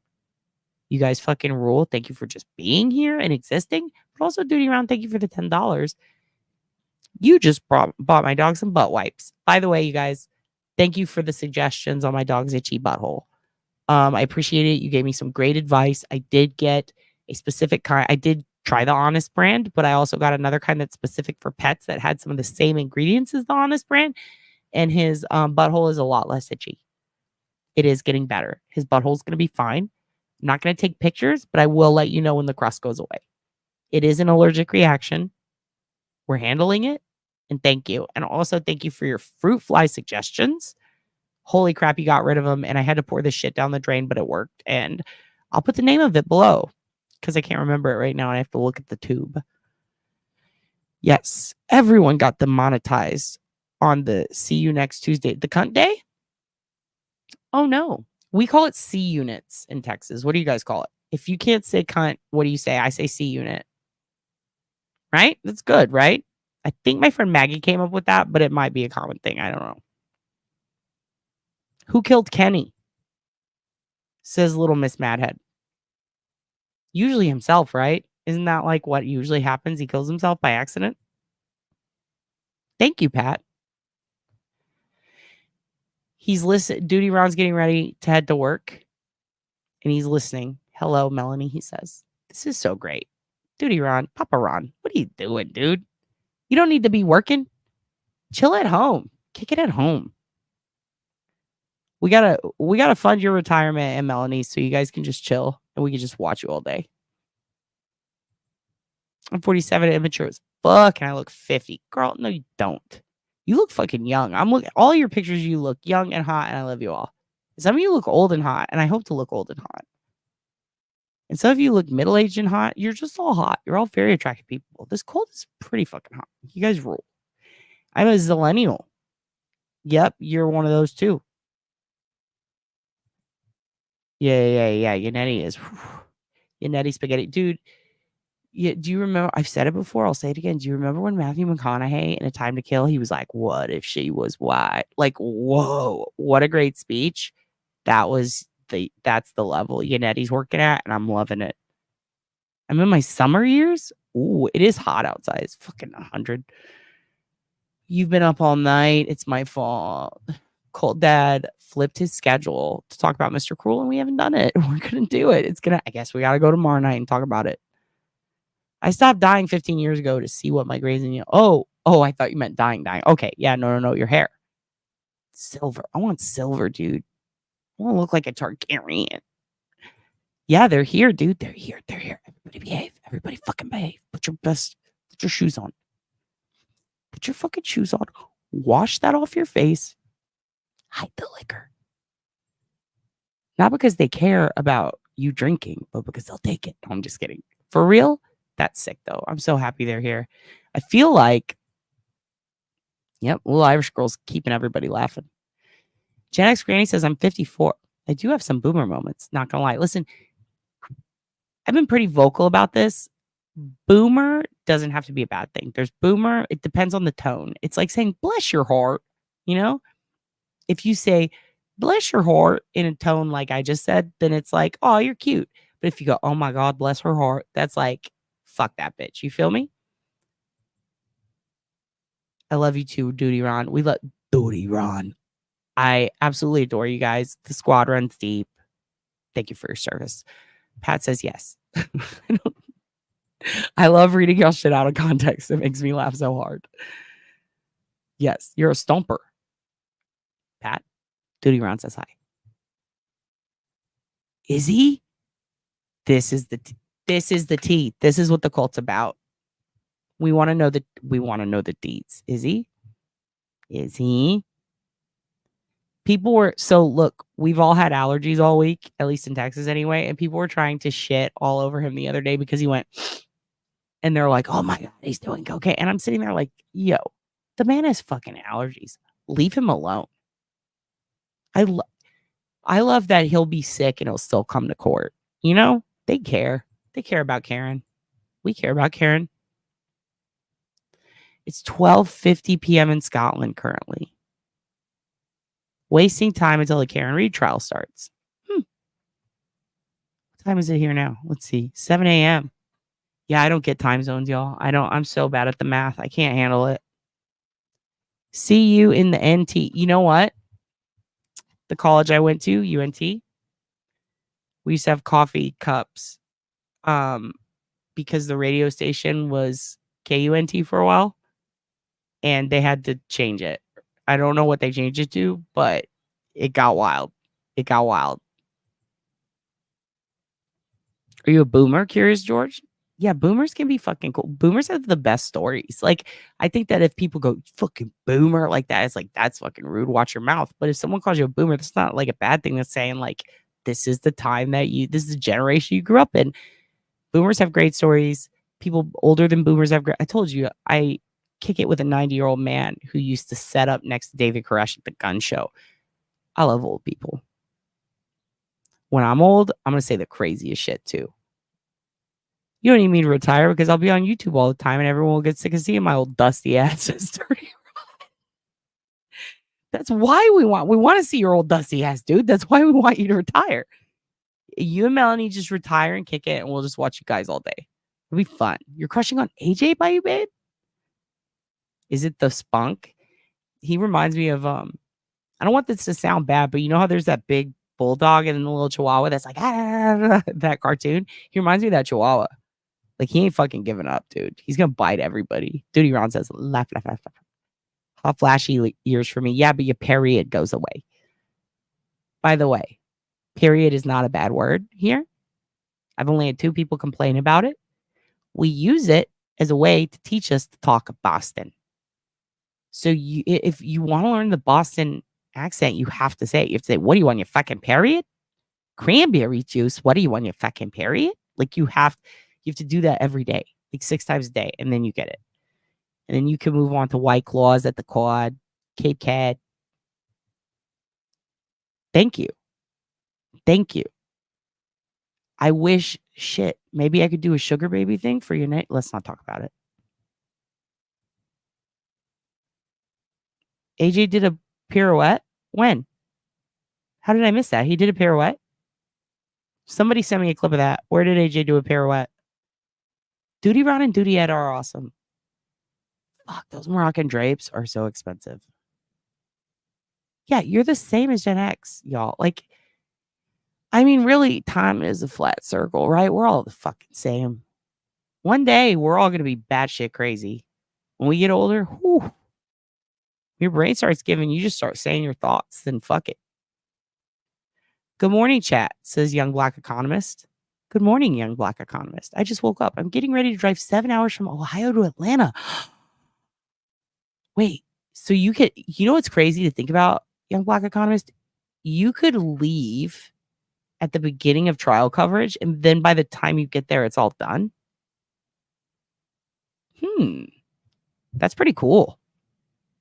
What's that drive like? Ohio to Atlanta. I actually, when we went to Ohio, I don't think did we go through Atlanta? Shit, I'm so bad at the states. Again, Texas education. Also stream Truth and Transparency. I can see Lana and OB solving JO's case. Who's JO? Hold on, I'm gonna wipe off. My makeup looks bad. Check this out. Sorry, this lipstick, I know. Look at that, how good that is. Boom. That's an alcohol swab, which you need if you're gonna get Stilla brand. Remember I showed you earlier Stilla? Here's the bad part about it. It dries so thick. Oh God. It doesn't come off. It really doesn't come off. It's like fucking impossible. And unless you use an alcohol swab, the only way to get it off is to do this and make dookie snakes. You feel me? Like if you like how I don't know, like wax, like how wax kind of flakes off. That's what the lipstick does. There's really no other way to get it off. So if you do get Stilla, like I showed you earlier, if you get some alcohol swabs. Otherwise, you're fucked. You're just gonna have weird like the 90s when we used to draw our eyeliner on our lips. Yeah, it really depends on the tone. Bless your heart. Bless your damn heart. Yeah, it sends me. It's an I'm from but bless your heart is like, it can also be like, oh my God, bless her heart. You know? Now, if Nancy Grace fucking does it, you're fucked. She's about to tell you about the twins and start crying, and you need to change channel. I'm a freak, but big heart. Good. Be a freak with a big heart. It does depend on the tone. Yes. It can be taken. It is the tone. And again, this is what I mean. Like, tone really fucking matters. You're wetty for Yanetti. That's great. Make that shirt. Someone make that shirt. Speaking of shirts and merch and all those things, I told you guys, if you want to make merch for our cult, make it, sell it, get that fucking bag. You don't have to go through me. You can literally rip me off, take it all. I don't care. I'm your dad. You're part of me. You came from my rib or my asshole. I don't know. The point is, if you want to rip me off, take anything. Take it. Market it. Get that fucking bag, bitch. Get it. Okay? If you want to make stickers about anything said in here, do it. Do it. You don't need my permission. Someone in here, Sunny, I remember her name, Sunny, made merch and showed it to me and was like, I'll send it to you. And I'm like, bitch, make copies on you. Do it with she did it with her cry cut. She did it at home. Sell them. Profit off of it. Profit off of your dead. I want to set you up for a better life. Okay? That bird was so loud outside. Did you hear that? That was crazy. We also have woodpeckers outside. You might hear them. I have the door open because it's actually kind of nice outside. I'm going to show you the merch that she made. Feel free to do this too. Look at that shit. Do you see that? I think I will cause problems on purpose. The scrunchie, the butt plug, the podium. It's John Ray Goose, you guys. And she made it sparkle. Isn't that sick? Isn't that sick? And then Sunny did another one. Look, check this out. It's right here.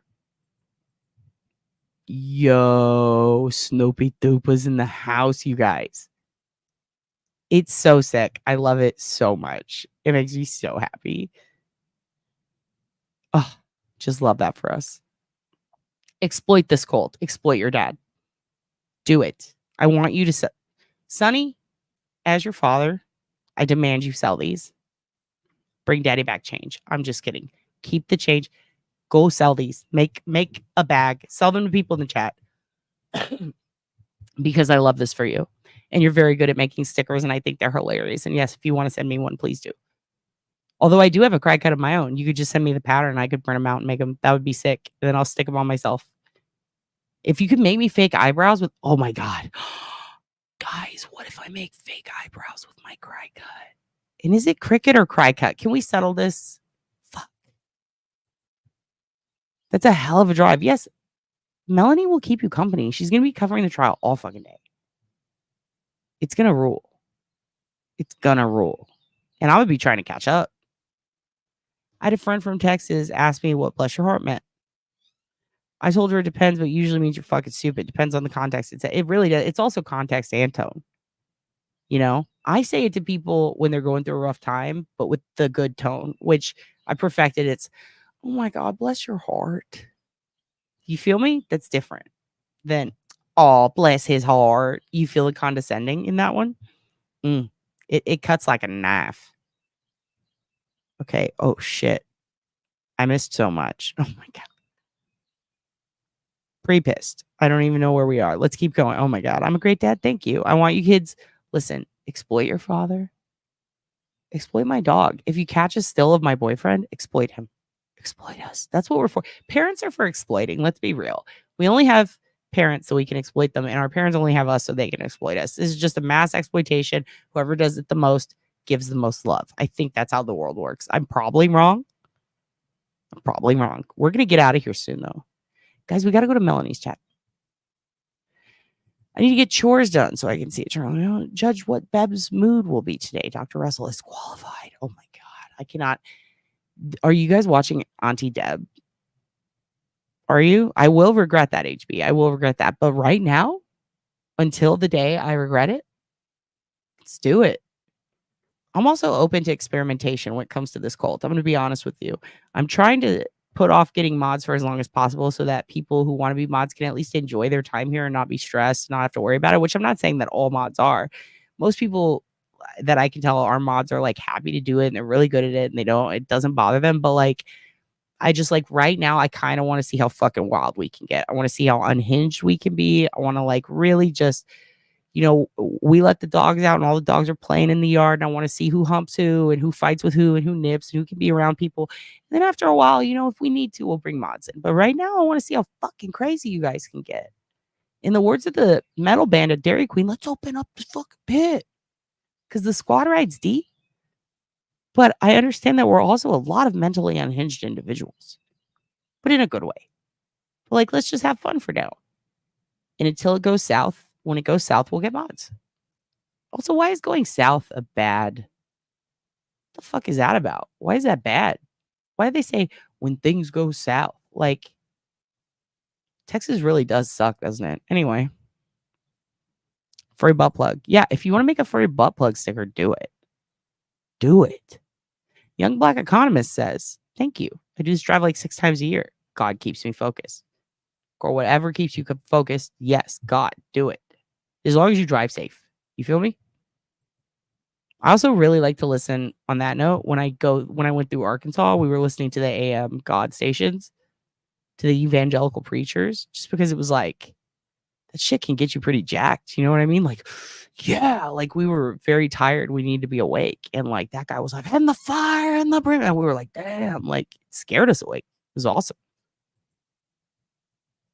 Yeah, let's see what Bev's mood is. If you guys want to make the point is, if you want to exploit the cult, mooch off the cult, make merch for the cult, sell it, get that bag. I'm not trying to stop your bag. I want you to have a bag.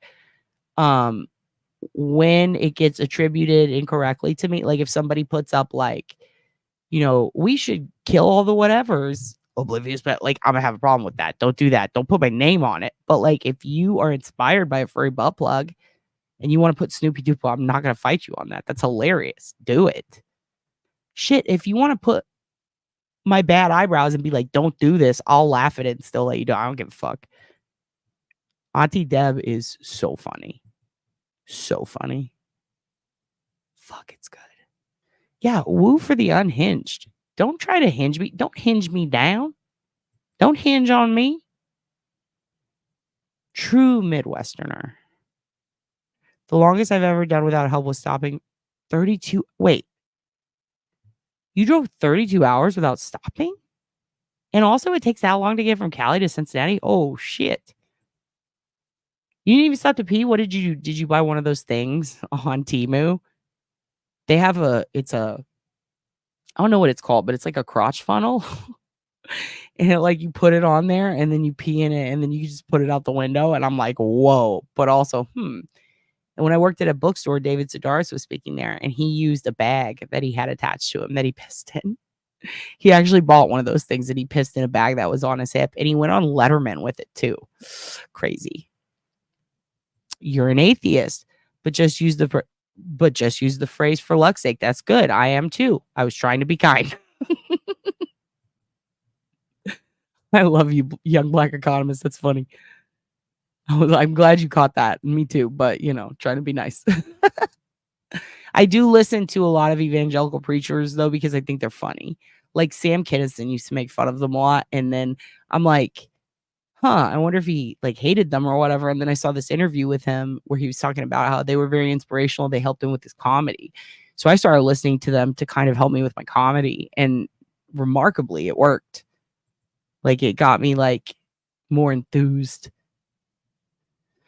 Okay, I drove to Virginia. Yeah, that's too much, you guys. You guys gotta quit driving so much. How about Daniel Wolf? Can't wait for him. Who's Daniel Wolf? Oh, fuck. I need to get caught up. Auntie Deb is so hilarious. He is on YouTube now. I've watched them all. And he did an interview with Mazza Media. And he pulls up, he rolls in on his chair and he's got the anti-Bev wig on. And then he rolls out a scene and then comes back. And he even put the fan on at one point. And then he was another character and he was just doing it live.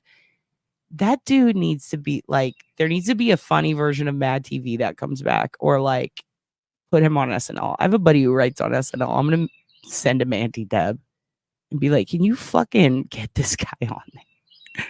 It's very sexy. Yeah, good morning, everyone. Good morning. Good morning. You thought that Virginia to Alabama to Tennessee was a lot, but y'all had me beat. Yeah, we drove to Kentucky. I think that was 16 to 22 hours. And I went on a tour once. I was opening for a progressive metal band doing comedy before them, which was whew. And we went to Louisiana, Atlanta, Arkansas, Tennessee. We went all around the South, all the way to Florida and back. And that was too much. My allergies could not fucking hang with Georgia, dude. That was crazy. I've never seen pollen that high. It was thick pollen, dude. It was as thick as the white snow in Boston, which was up to our waist, according to Mr. Proctor. I almost shit myself when he said the snow was waist deep. I got furious. No, it fucking wasn't. Bring the body bags. Okay. I want to see Daniel Wolf. Oh, he's the reconstruction guy? Was he the guy that they were voir direing the other day? I did catch some of the voir dire. Oh my God, the defensive experts are so good. They're not from Canton. How do you say it? Canton? They're not from Canton. It was during the pandemic. I was having to move to get rid of a house. Damn, that's a lot. Okay, you guys, y'all need piss breaks. We're going to have you call in tomorrow. We're going to do another late night. We'll talk Mr. Cruel then. We're never going to fucking talk about this shit, are we? We will. I will get there. I might go to a doctor and be like, okay, finally give me ADD meds. I cannot handle it. I cannot stay on track. I need help. No, I'm not going to do that. I'm going to ride this fucking coaster as long as possible. Shock and horror. It was the horror and the shock. The way we were treated by the turtle man was uncalled for. It was ridiculous. They can't say, sometimes they say words totally wrong and it makes me laugh pretty hard. Yeah. All right, guys. Drake wanted. I don't know what we're talking about. Oh, Stacey Lee Drake. I thought you were bringing up Drake and Kendrick again. I was like, we can't go back to that. I believe you brought the Bloods and the Crips together. That's sick.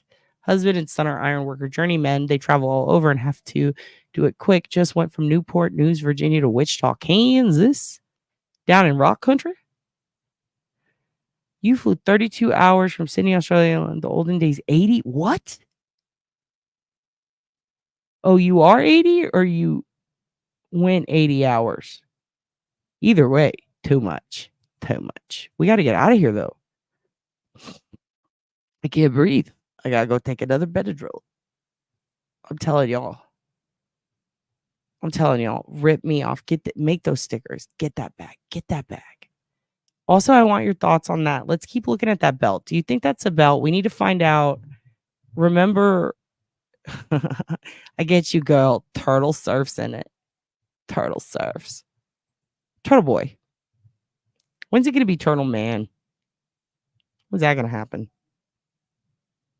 Let me show you this. Remember this? We were looking at the hunting club pics. Remember this belt? Remember when we looked at Rex's crotch for 20 minutes earlier? You guys, we got to find that out. We can do that. We can suss that out as a goal. We can find out, is that the belt? When was this picture taken? And what the fuck, right?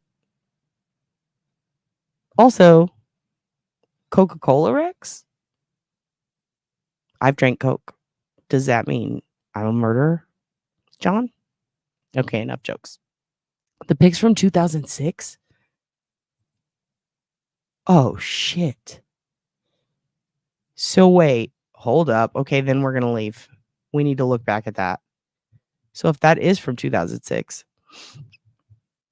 we need to look back at that fucking, oh God, really? 2006? That's pretty close. Look at that.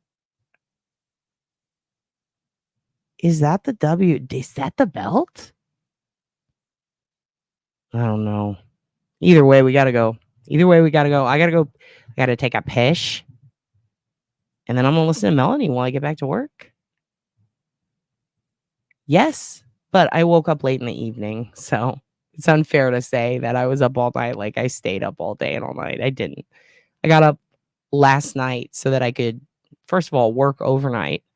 And also so that I could do this. And I finished early, so I was like, fuck it, let's just go on around 4.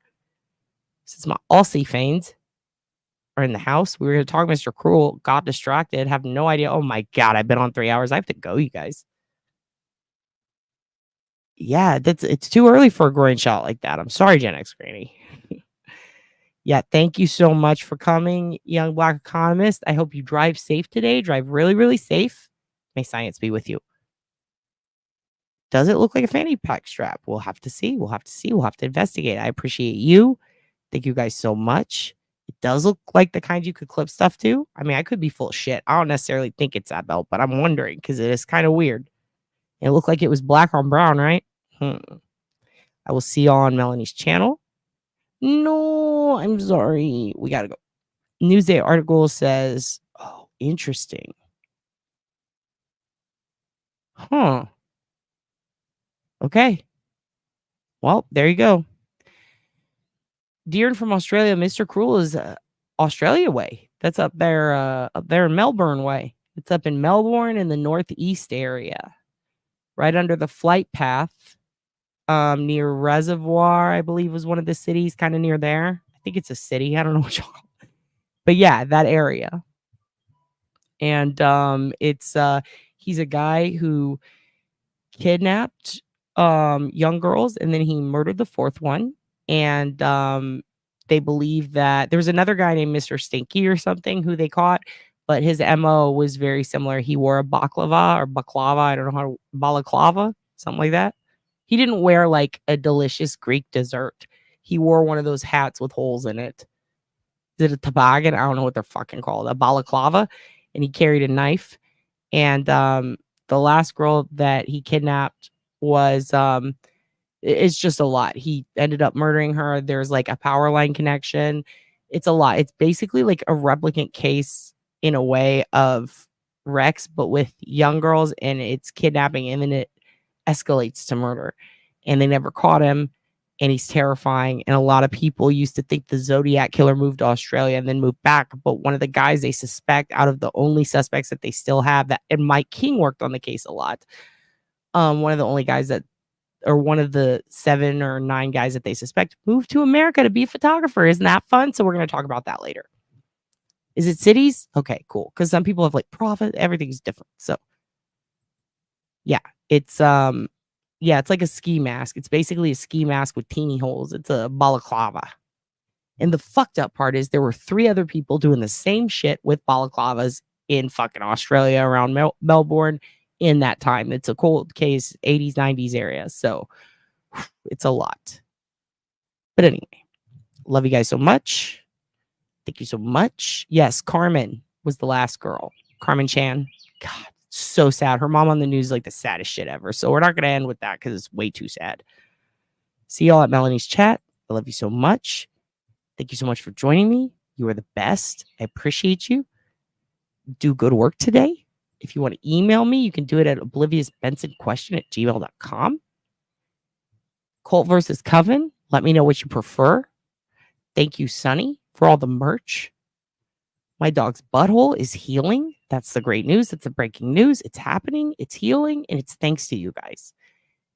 If you reject Buy Me a Coffee and you reject Super Chats because you're terrified of the government, but for some reason you think Cash App's cool, which a lot of you have expressed to me, and I don't know why, but bless your heart. You could Cash App me at SnoopyDupa, but you don't have to.